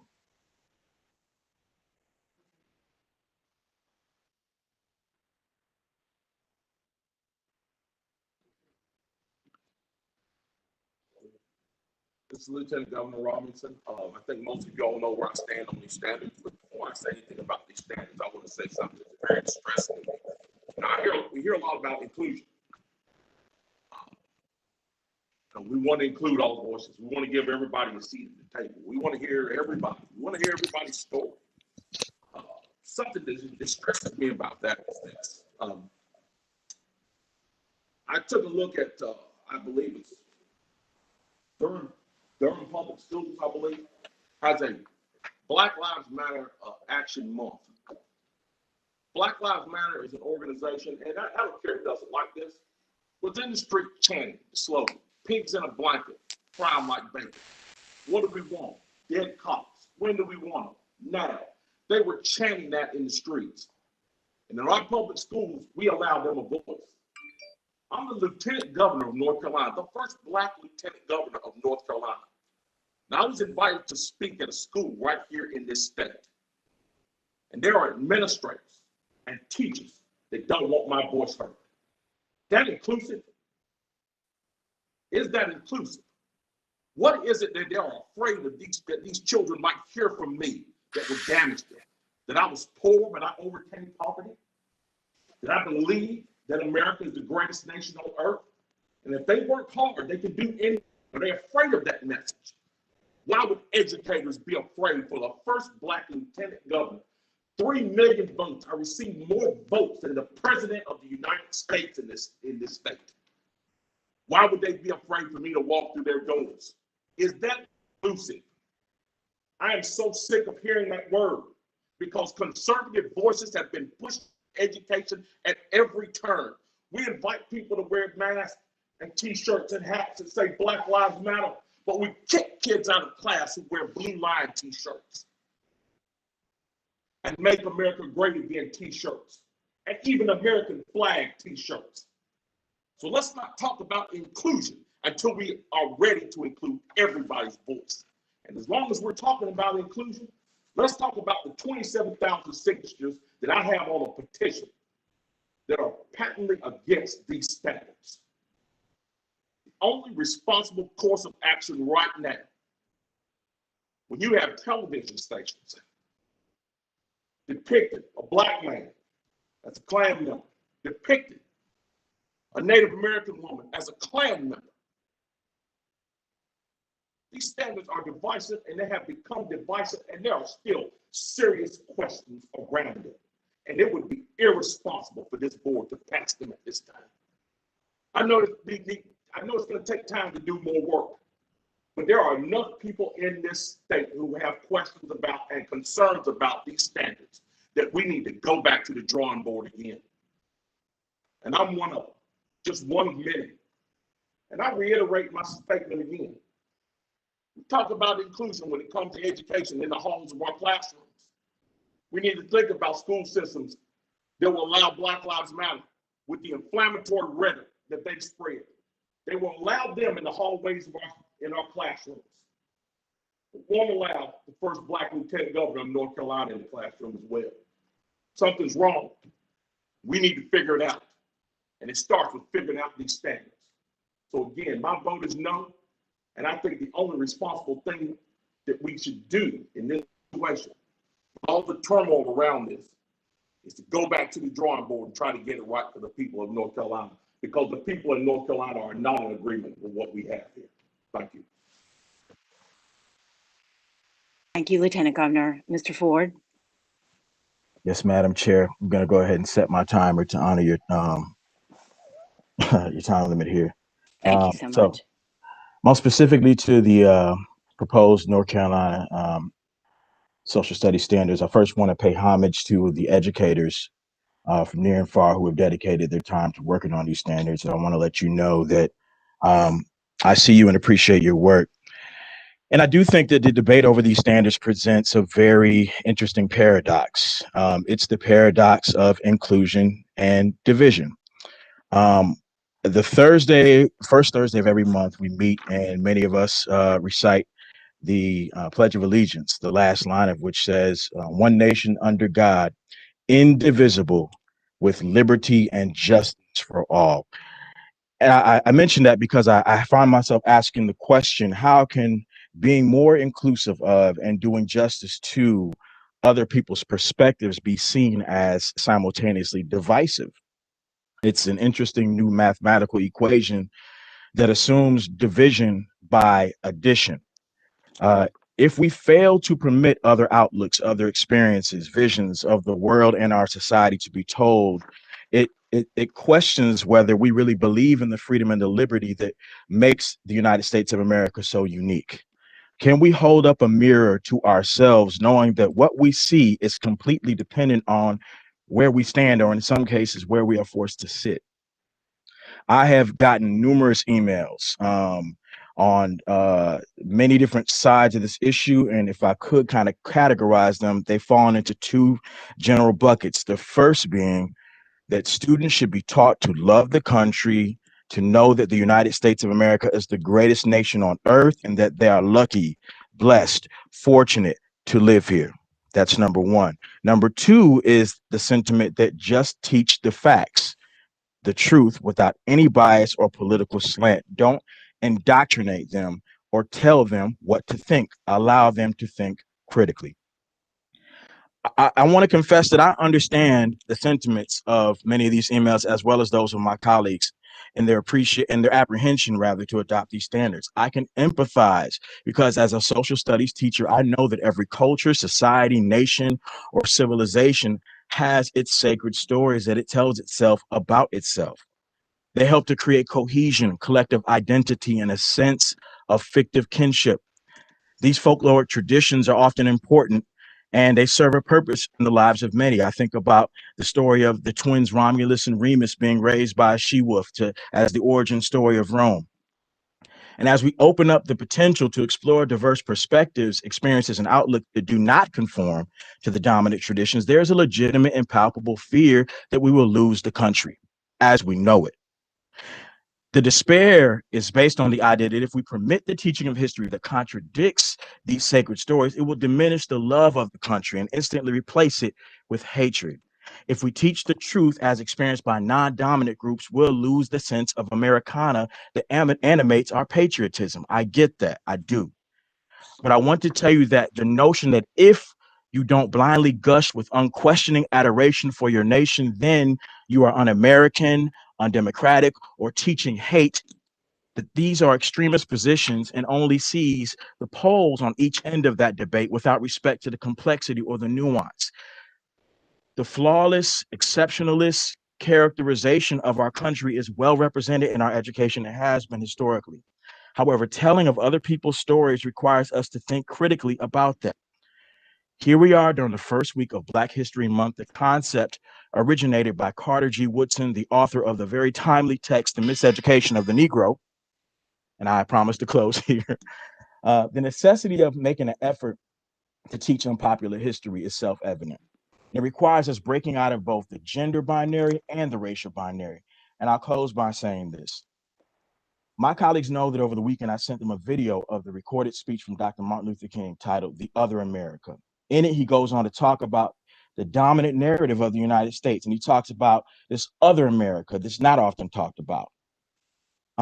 It folds into the presentation we got during our planning and work session in 2019 by Jim Johnson, where he talked about the disruptive demographic shifts that are happening in our country. In short, there's a new America emerging that is browner, that is in many ways younger, more diverse.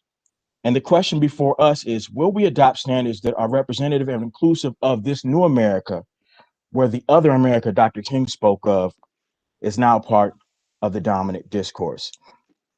I am with the words of the Black gay, and I think both of those are important, poet Langston Hughes, when he says, let America be America again.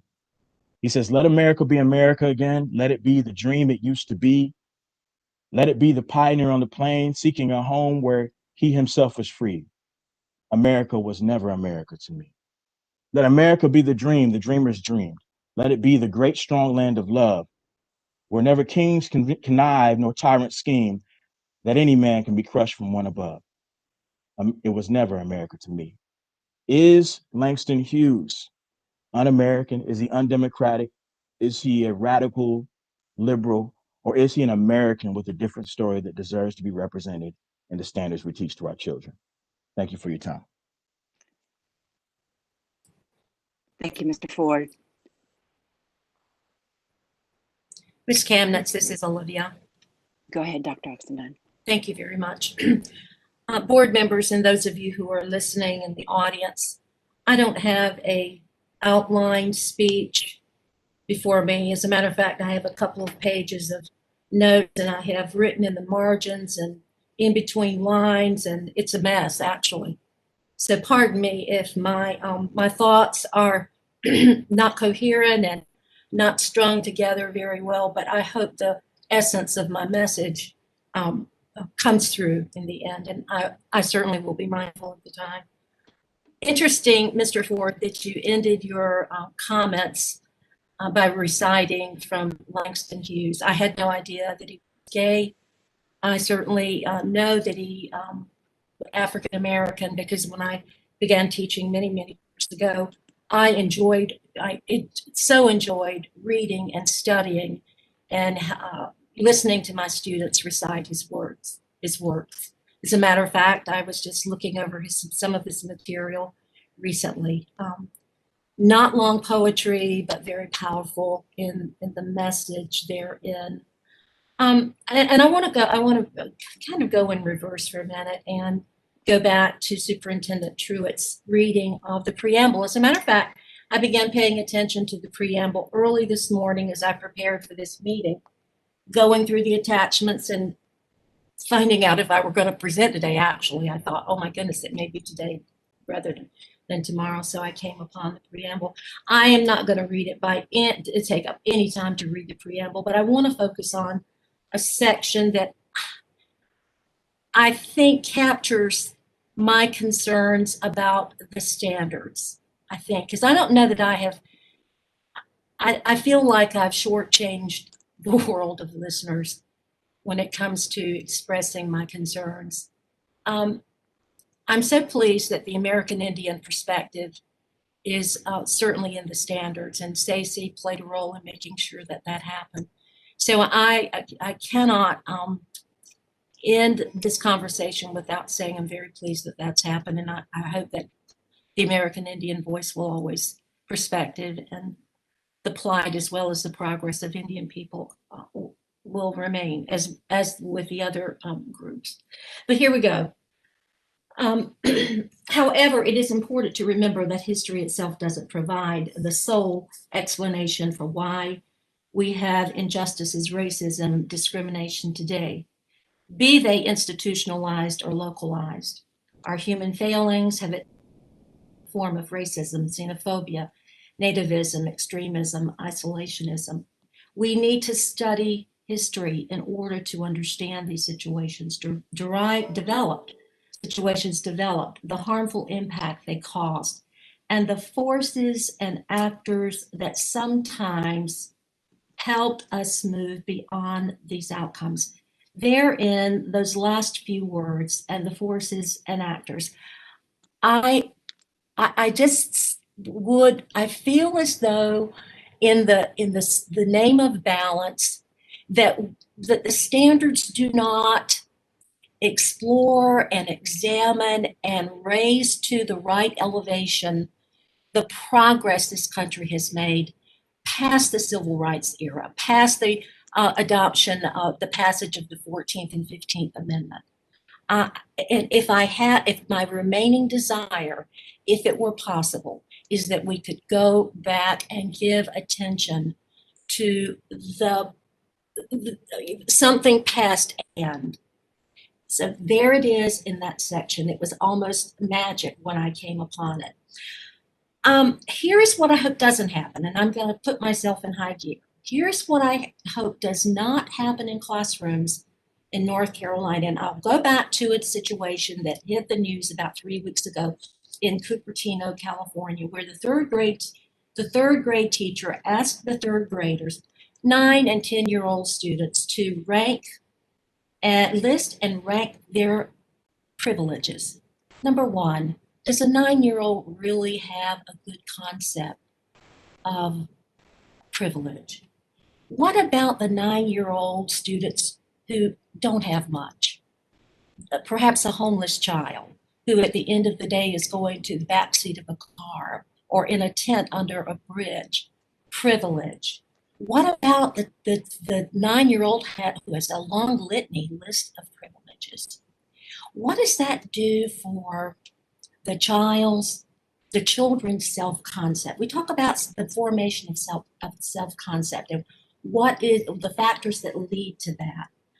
My more lasting, lingering question is, what is the long-term value of those kind of activities? Because in a third grade class, because I see that situation as pitting kids against each other, creating a sense of winners and losers. Again, colleagues, and those of you who are listening, this is what I hope does not emerge from the standards. Professional development, I suppose, and principal walking in classrooms, evaluating instruction will prevent that from happening, but I needed to raise it. The Lieutenant Governor has already touched upon a situation that has caused a lot of angst and anguish for me. I'm disappointed that perhaps I'm at fault. My comments over time around the issue of these social studies standards have led to a very disturbing cartoon that paints me as a Klanswoman, actually. I mean, Olivia's face isn't in the cartoon, but there's enough there to identify and associate me with the Klan. Now, how does that affect me? I'm a professor. I teach students who are going to be principals. I interact with students who are undergraduate. I mentor students. I advise students. So I'm going to have to face my students real soon and explain this political cartoon. So what does that say about inclusion? What does that say about having a chance to voice one's concerns? It says, shut up. It says, be quiet. It says, if not, you may find yourself in a political cartoon that is disseminated and shared across the state. I'm going to have to explain that to my grandchildren. I recall, and this is the end of my comments, Ms. Candace, I sat beside my father in 1957 in front of a radio, because this event was not televised, with my mother and my younger brother.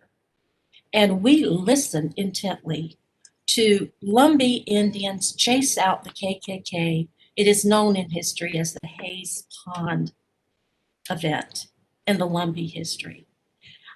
I remember my dad rejoicing over chasing out Catfish Cole from Robeson County. I can still hear the gunfire. I can still hear the loud voices. I was a Lumbee Indian, age 10, sitting in a family room, I suppose, listening, huddled around the radio because it wasn't televised, listening to the chasing out of the KKK in Robeson County, Maxton, North Carolina, to be specific. So to see Olivia associated with the KKK in a political cartoon, and I hope that that cartoon doesn't make its way in a classroom in North Carolina as a resource around any topic related to racism or segregation or white supremacy or on and on. So with that said, I've probably said enough. I thank you for giving me this time and all of you indulging me, Ms. Chemnitz. Thank you, Dr. Oxendine. Ms. White?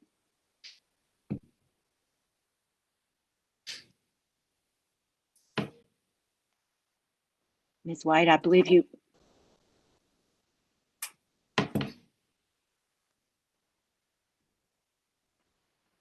Can you hear me?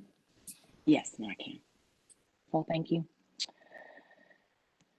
So today my comments come from the specific and unique identity that I bring to you as a mother, as a lover of history, as a member of the State Board of Education, as someone who believes passionately in the promise, the hope, and the future of our country, as a Christian. I believe that all people are fearfully and wonderfully made, as articulated in the Psalm 139. Because of that, I have a love for all people. If people matter to God, God should matter to me.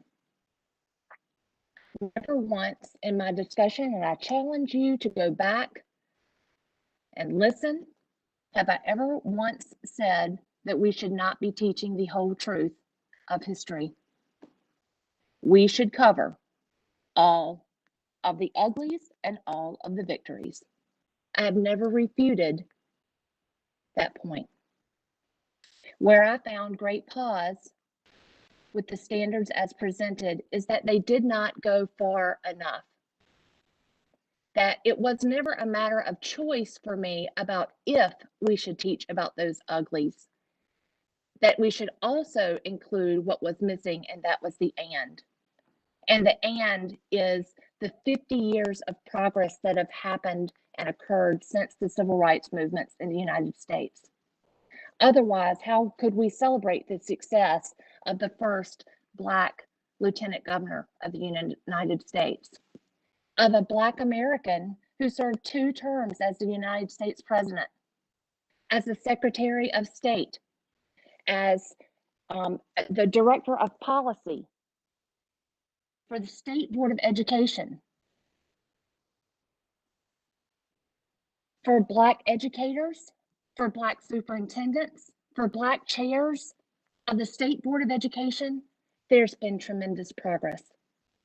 For me, these standards did not go far enough to couple the very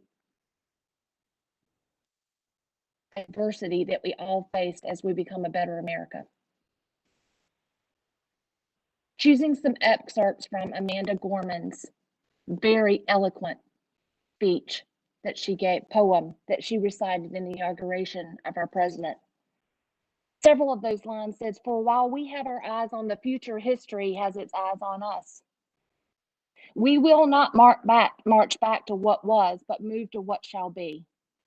Our blunders become their burdens, and then rebuild, reconcile, and recover." So when we talk about 3 words in context that have been lifted from a very radical theory, a very radical ideology that has been used and promoted in social media, you might ask yourself, how did those of us who have advocated so fiercely in opposition to the standards come to the conclusion that they were anti-American, anti-democratic, anti-capitalist? It's because of the other conversations that are going on and the 3 key words that have been amended since then. Thank you for some of those changes, but that's the context in which our vehemence has arisen. So what I'd share with you today is Dr. Martin Luther King brought a voice of peace to a very egregious situation. I would ask that we move forward with that same spirit of peace as we work together to encompass both the good and the evil that our nation has faced. Words are powerful. Images are powerful.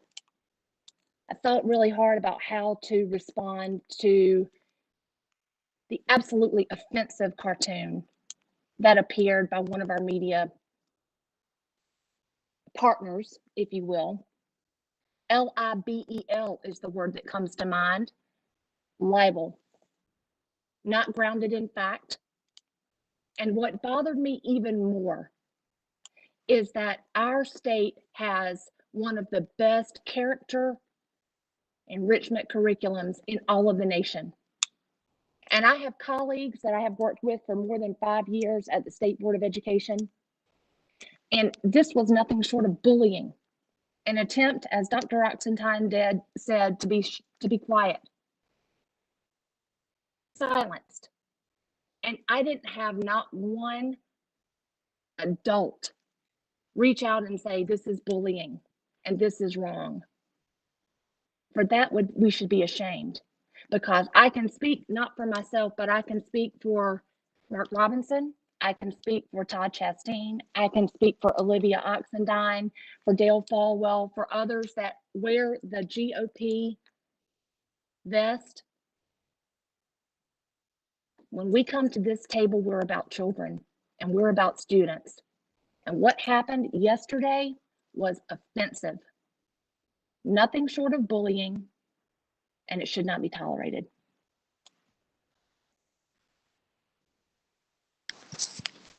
Ms. Candace, may I speak? Yes, go ahead, Vice Chair Duncan, and then we'll move on after your comments. Thank you. We've heard a lot of very passionate discussions about these standards over the course of the last 3 meetings. Disagreements have been aired, positions have been strongly stated, personal stories have been shared that reflect upon how one views the standards. Those discussions have been important. Those discussions have always focused on the issues. In none of those discussions have people expressed views about fellow board members in a personal way or in any form of a personal attack. That has not happened. That's not the way this board operates. And I'm grateful for that fact. I'm grateful for the quality and depth of thought that's been expressed in this discussion and so many others. The discussion has continued, as we all know. It's become increasingly public. It started with many thousands of people inputting before it got to the board, and certainly there have been many thousands more people who have further contributed their thoughts and comments about this discussion as we've moved forward. Many of these comments have been very insightful, they've been helpful, they've been productive to receive. We heard some of those comments at the start of this discussion from our superintendent, from Chair Davis. Regrettably, some of these comments, a more limited amount, thankfully, some of these comments in the ongoing discussion have taken on a more aggressive tone, an approach, an inappropriate tone, and one which is not focused on the issues at all, but rather can be viewed as personally demeaning and as personal attacks. That's not the way we work. That's not the way we should work. We as a board focus on spirited discussion, viewing the facts as we see them, working through issues. That's the way democracy works. That's the way democracy is supposed to work. But we also serve as a board, and I believe appropriately so, including through this discussion, as an example for the children in our state about how one productively discuss issues about which they may not agree, but which are tremendously important for our state and for them. I'm glad that we have done some of that work, and I respect the fact that we don't agree necessarily on all the issues. Although it's clear through the discussion as I listen carefully, we agree on a lot of the issues that we've discussed. There are just some limited points that are very important to people, and they've expressed extremely well why that is the case. And that's important and has enriched our discussion. However this vote comes out, and I don't know how it will come out, we need to move forward with a unified purpose. As we have through the discussion, we have not agreed, but we've had a unified purpose of discussing the issues. We now need to move forward with a unified purpose that we support our educators to provide high quality instruction to our students with appropriate professional development, and to make it clear that the materials that are available, the direction that's available for the use of these standards allows for the concepts that have been expressed in many diverse ways by our board members who have represented many important and different positions. I believe this can be done within standards that have been proposed, and I believe that that unity of purpose, that unified purpose for our children is where we will need to direct our attention.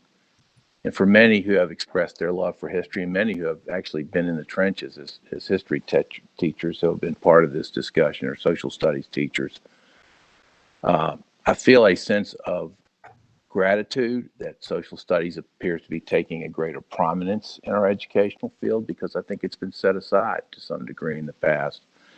I now look forward to the time when social studies can take a more and more prominent role and greater interest with our students and our educators as we move forward. And let's hope that never happens again without the necessity of making personal comments for people of good faith, working in good faith for children, and making comments that reflect what their views are, and it's appropriate that they do so. Thank you, Ms. Kamens. Thank you, Vice Chair Duncan. I believe that Mr. Chastain would like to say a few words. Thank you, Committee Chair Kamnitz. Enjoyed those 2 emails that were read and agreed with most of everything they said, which is kind of interesting because they probably would vote differently. But I had, in my past, I worked at a federal court in Washington, D.C., And the parties in dispute would stipulate facts they agreed to before the case was heard and a judgment was rendered. But there were established baseline facts. I'd like to stipulate a few facts from my perspective, at least. And one is all of us desire to choose what is in the best interest of students and act on their behalf. And two, the vast majority of teachers, principals, superintendents in North Carolina, they long to help the marginalized, the economically or educationally disadvantaged, the hurting, as does each and every board member and board advisor here. Where we sometimes are going to disagree on what is actually going to help our students. I look at the incredible journey of Lieutenant Governor Robinson, his childhood poverty, foster care, return to the care of his faithful mother, his gratefulness for her, the resilience, courage, and service. Dr. Oxendine, a member of the Lumbee tribe, a career educator advocate for Native Americans education and all NC students. Miss White is an executive director of a charity with incredible service ministry to disadvantaged students with after-school programs and a food bank. And they each have lived experiences, empathy, sacrifice. So I just ask you people, including artists, not to take reasonable and thoughtful dissent as some cold, clinical, desensitized political calculus. Like you, each of us want to actually help students, our communities, and the state. Number three, no one wants to hide or cover up the moral failures and wrongdoings in our nation's history. The horror of human bondage, Jim Crow bigotry, Emmett Till, Rosa Parks, the historic, inspirational, spellbinding letter from the Birmingham jail, which I try to read every year, the Underground Railroad, April 4, 1968, and much more will be covered, is covered, and should be covered.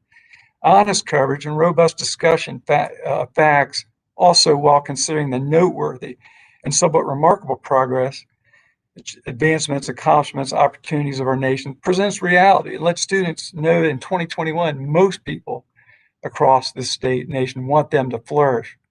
That's why I love the messaging and discernment of the Woodson Center. Robert Woodson, winner of the 2018 Wilberforce Award, spent his career transforming lives, schools, neighborhoods from inside out in urban communities. He assembled a community of mostly Black thought leaders, educators, and journalists to develop an educational program that covers both the horrific evils and failings, along with historic progress and healthy potential for opportunity compared to almost any nation. It's called 1776 Unites. So students should have hope and optimism, and the vast majority of fellow citizens will want to give students a fair shake. Compared to almost any other nation, there is a pathway forward of a meaningful, productive life. So there are specific points that I'll briefly touch on about the standards, because we've had a couple of board members and board advisors that have zealously advocated to include explicit, specific terms and concepts about destructive behaviors, or our teachers might not cover them.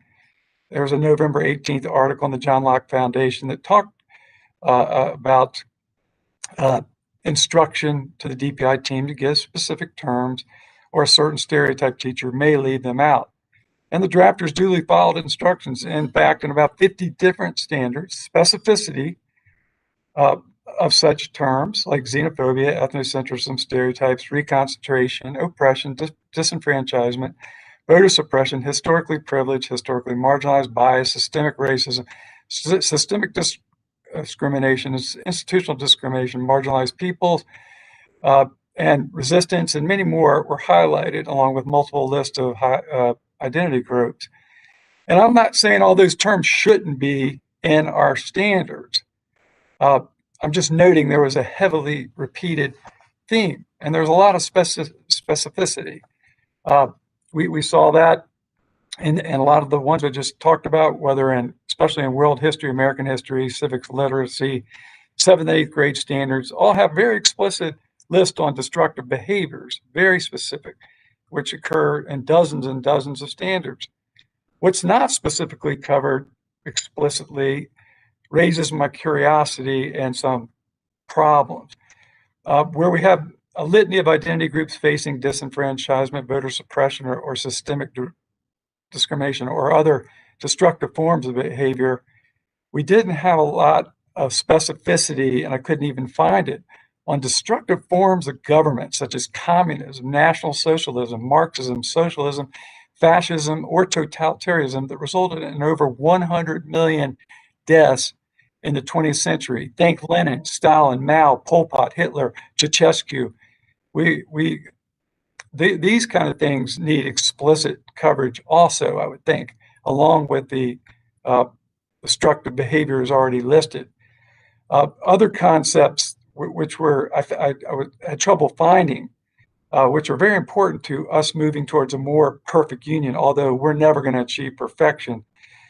For example, I only found one standard that specifically mentioned the Bill of Rights and did not specifically mention things like freedom of speech, freedom of expression, rights of conscience, religious free exercise, freedom of association, equal protection under the law. So that's an observation. When Lieutenant Governor Robinson talked about tone, code language, or ideology, and I spoke of the great weight, emphasis, and repetition of our nation's obvious failures, consider one example in foreign policy. It talks about the extent to which American foreign policy has advanced the interest of historically privileged groups over the interest of historically marginalized groups. Well, that obviously is a question drawing out failures. Do we include a standard about foreign policy that informs of all the generosity and sacrifice?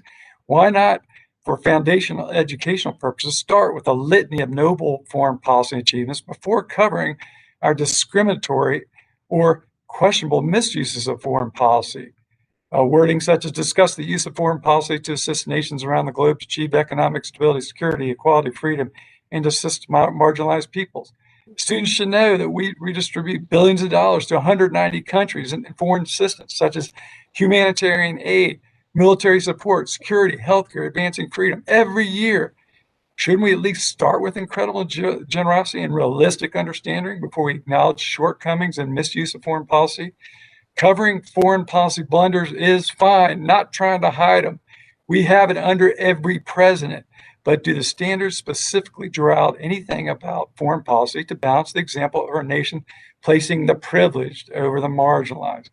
Why is that? Certain narratives appear to be given more weight and emphasis than others. We could review a host of standards and see this pattern. This lends support to Lieutenant Governor Robinson's legitimate concerns. Another area that kind of hit home is a behavioral standards in American history. He talked about distinguished religious beliefs and human reasoning. Contrasting religious beliefs and human reasoning either shows a bias or perhaps a limited exposure to or understanding by the drafters. Human reasoning is used by the secular humanist, by the materialist, by the religious adherent. Religious beliefs and human reason, faith and reason go together. Author Rebecca McLaughlin wrote that Albert Einstein kept the three pictures of his scientific heroes on the wall of his study. Isaac Newton, Michael Faraday, James Clerk Maxwell, all reasoning scientists and all with a belief in God. A Christian adherent may reason that since there's 15,000 manuscript copies of Scripture, more than any other ancient text of antiquity, with Homer's Iliad being a distant second at 643, that such evidence enhances veracity of biblical claims. And many scientists believed God was a God of order, and they were inspired to determine the laws of nature. Remember the wording of the Declaration, the laws of nature and nature's God? Millions reason that complexity of the human body or DNA coding, or over 100 constants that allow life on the earth indicate fine-tuning or complex design. Not provable, but a reasonable assumption of a designer. So reasoning and religious belief can go together, and a better wording could have been distinguish religious beliefs and secular humanism, distinguish religious beliefs and secularism, or religious beliefs and materialistic understandings. That would have been more educationally accurate. In summation, the theme of conflict theory applied to history and culture, identity first prevalence, identity group oppression, in specific terms describing multiple destructive behaviors such as xenophobia or ethnocentrism, are a dominant common thread. Admittedly, the standards ask for competing narratives, but seem to place weighty focus on one dominant narrative. I believe it's best to teach students reality, the warts, the flaws, the failures, the evil, but also include perspective of history over centuries, and compare it to about 197 other countries, in which in my work, we get to visit a lot of those. Discrimination and oppression must be covered, and it will be. Yet the last thing I want to do is mislead students to think the U.S. is hopelessly bigoted, irredeemable, and much worse than most nations, unless that were true, but I don't believe it is.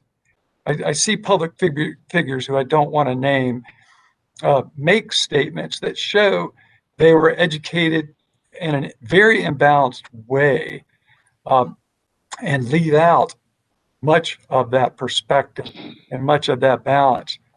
If I had to come up with a title of the draft of social studies standards for 7th, 8th, and the later three grades, 7th through 12th, it would be 50 Reasons Why America Was Never Exceptional, or just Deconstructing American Exceptionalism, or America, Unsolvable Conflicts from Its Sordid Past. Based on these facts and more, I cannot support the standards without thoughtful edits that present fair, equitable, and realistic standards. There's much good in these standards, so I do admit that, but I do also admit there needs to be more balance and enhancement. So those are my comments, and thank you, Committee Chair Cam, that you let me go way over my time. Thank you for free speech that you allowed today. Thank you. Mr. Chastain. Madam Chair, Yes, Mr. Hall. I know we are close to our time frame, and I apologize, but give me 3 minutes and I'll be off. We're going to let you close. Well, thank you, ma'am. Listening this morning and the heartfelt words concerning these standards, there's one thing that I truly know. We're all here for the same purpose. We might look at it differently, but we're all here for the benefit of these 1.5 million K-12 students in the state of North Carolina. But with all that being said, I want to say to the state superintendent, your preamble, your words, really and truly said a lot to me. I read them last night and I read them again this morning, and it is a pathway for us to go forth and to provide our kids with the best knowledge that we can. Because any group that fails to realize their past is doomed for failure in the future. And I say that in saying that I support the preamble. But what I really want to say also to my colleague on the board, the newspaper article, I didn't know about it until a friend of mine, or picture, I'm sorry, a friend of mine called me from out of state. Matter of fact, it was my son, and asked me had I seen it. I don't know, he keeps up with newspapers here more than I do. And I said no, so I did visit it. And I want my colleague, Olivia, and that's what I know her as. I've known this young lady for over 40 years. We worked together with the State Department of Public Instruction. A lot of you might not remember the old Alcohol and Drug Defense Program. But Dr. Oxendine and I were two of eight consultants who watched this state and talking about alcohol and drugs and the impact it would have on education and the future of young people. I can honestly say without a doubt in my mind that the Olivia Oxendine I know is not a racist, is not a Klan's woman, as she said, or anything else other than a person that believes in children. And I want to say to her, when I read it, I felt for her. When I saw it, I felt for her. And I was going to call and let her know, but Olivia, that's not you. And I don't care who works where you work or your students, if they know you, they know that's not you. And I am for the moving forward with this document from tomorrow. And once again, that preamble said a lot to me. Thank you. Thank you, Mr. Hall, and thank you to all of my colleagues for this powerful conversation. In respect for all that is still before us today and the important decisions and actions we need to take, I'm going to move on to SLA 2 and 3, both action items. Ms. Thomas is going to bring both of these to us.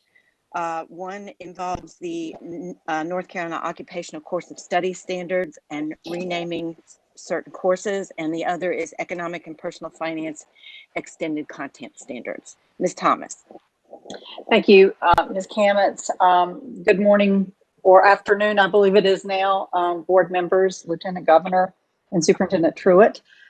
We did present this last month regarding our alignment to the already adopted curriculum that we must align to within our standard course of study for our occupational course of study and for our extended content standards. In the brevity of time, I am not going to go through even these few slides. We prepared this just as a reminder of what the course alignments are. We have received no questions or feedback since the January board meeting, but welcome any questions that board members may have at this time on these two requests.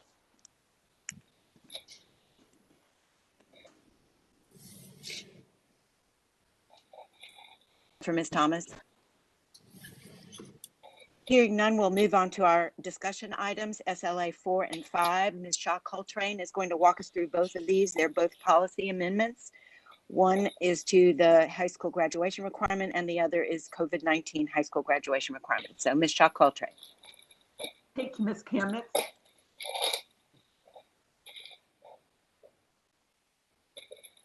We have for you two recommendations for Grad 04.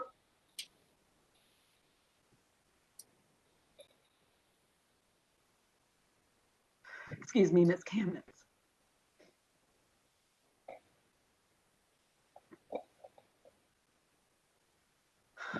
You want me to come back to you? Please, Ms. Kamitz. All right, I'll come back to you. Let's move on to our 5 consent items. The first is SLA 6, which is a report to the Joint Legislative Education Committee on cursive and multiplication. This is a required but fairly routine report. And then 7 through 10 are all reports that revolve around bonuses.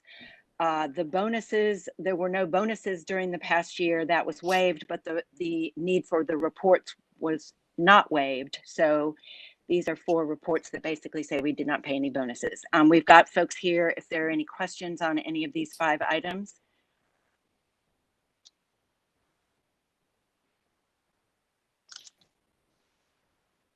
Hearing none, I'm not sure, Ms. Shaw Coltrane, Yes. Are you ready, or shall we? I am, Ms. Kamitz. Thank you for that moment Right. of personal need.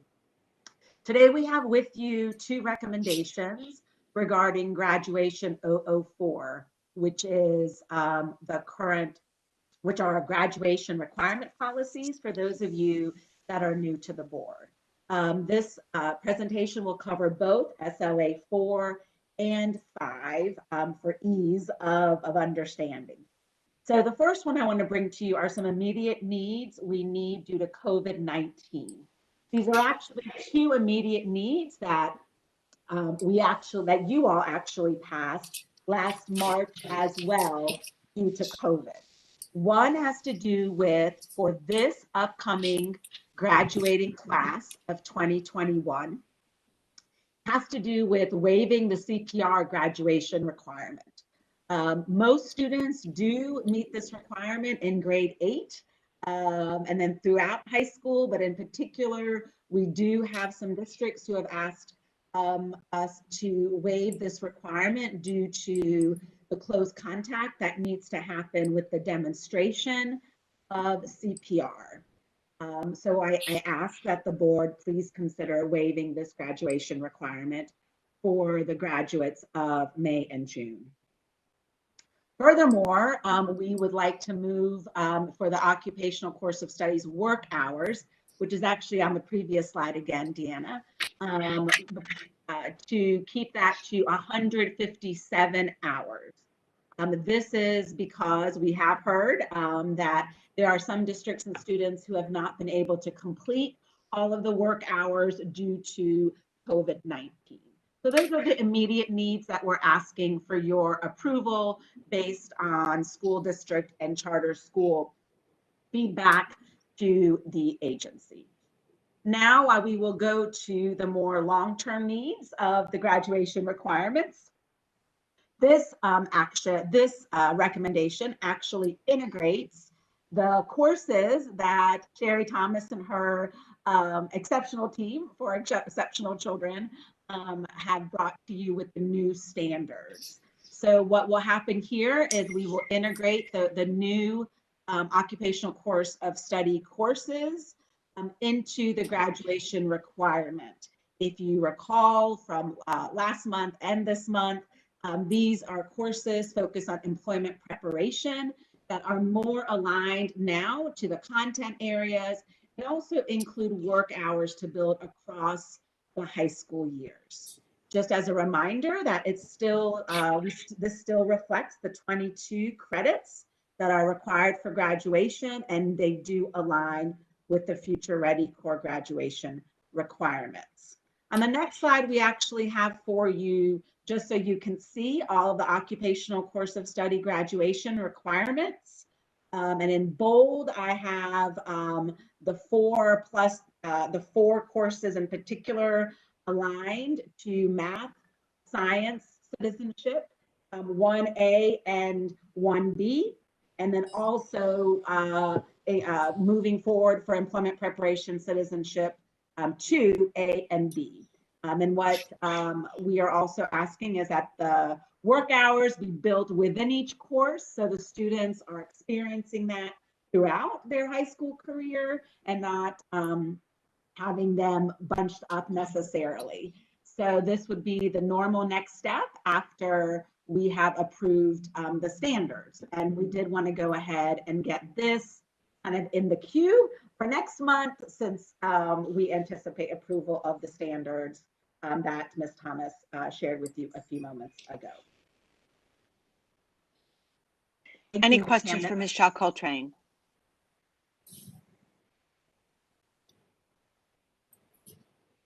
Hearing none, thank you, Ms. Shaw Coltrane.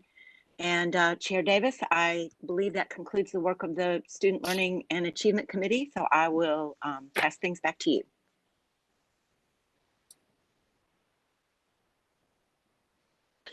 Thank you, Ms. Kamnitz. Seeing where we are on our agenda, I think it'd be appropriate for us to take a break, and we will return at 1:15. We're on break till 1:15.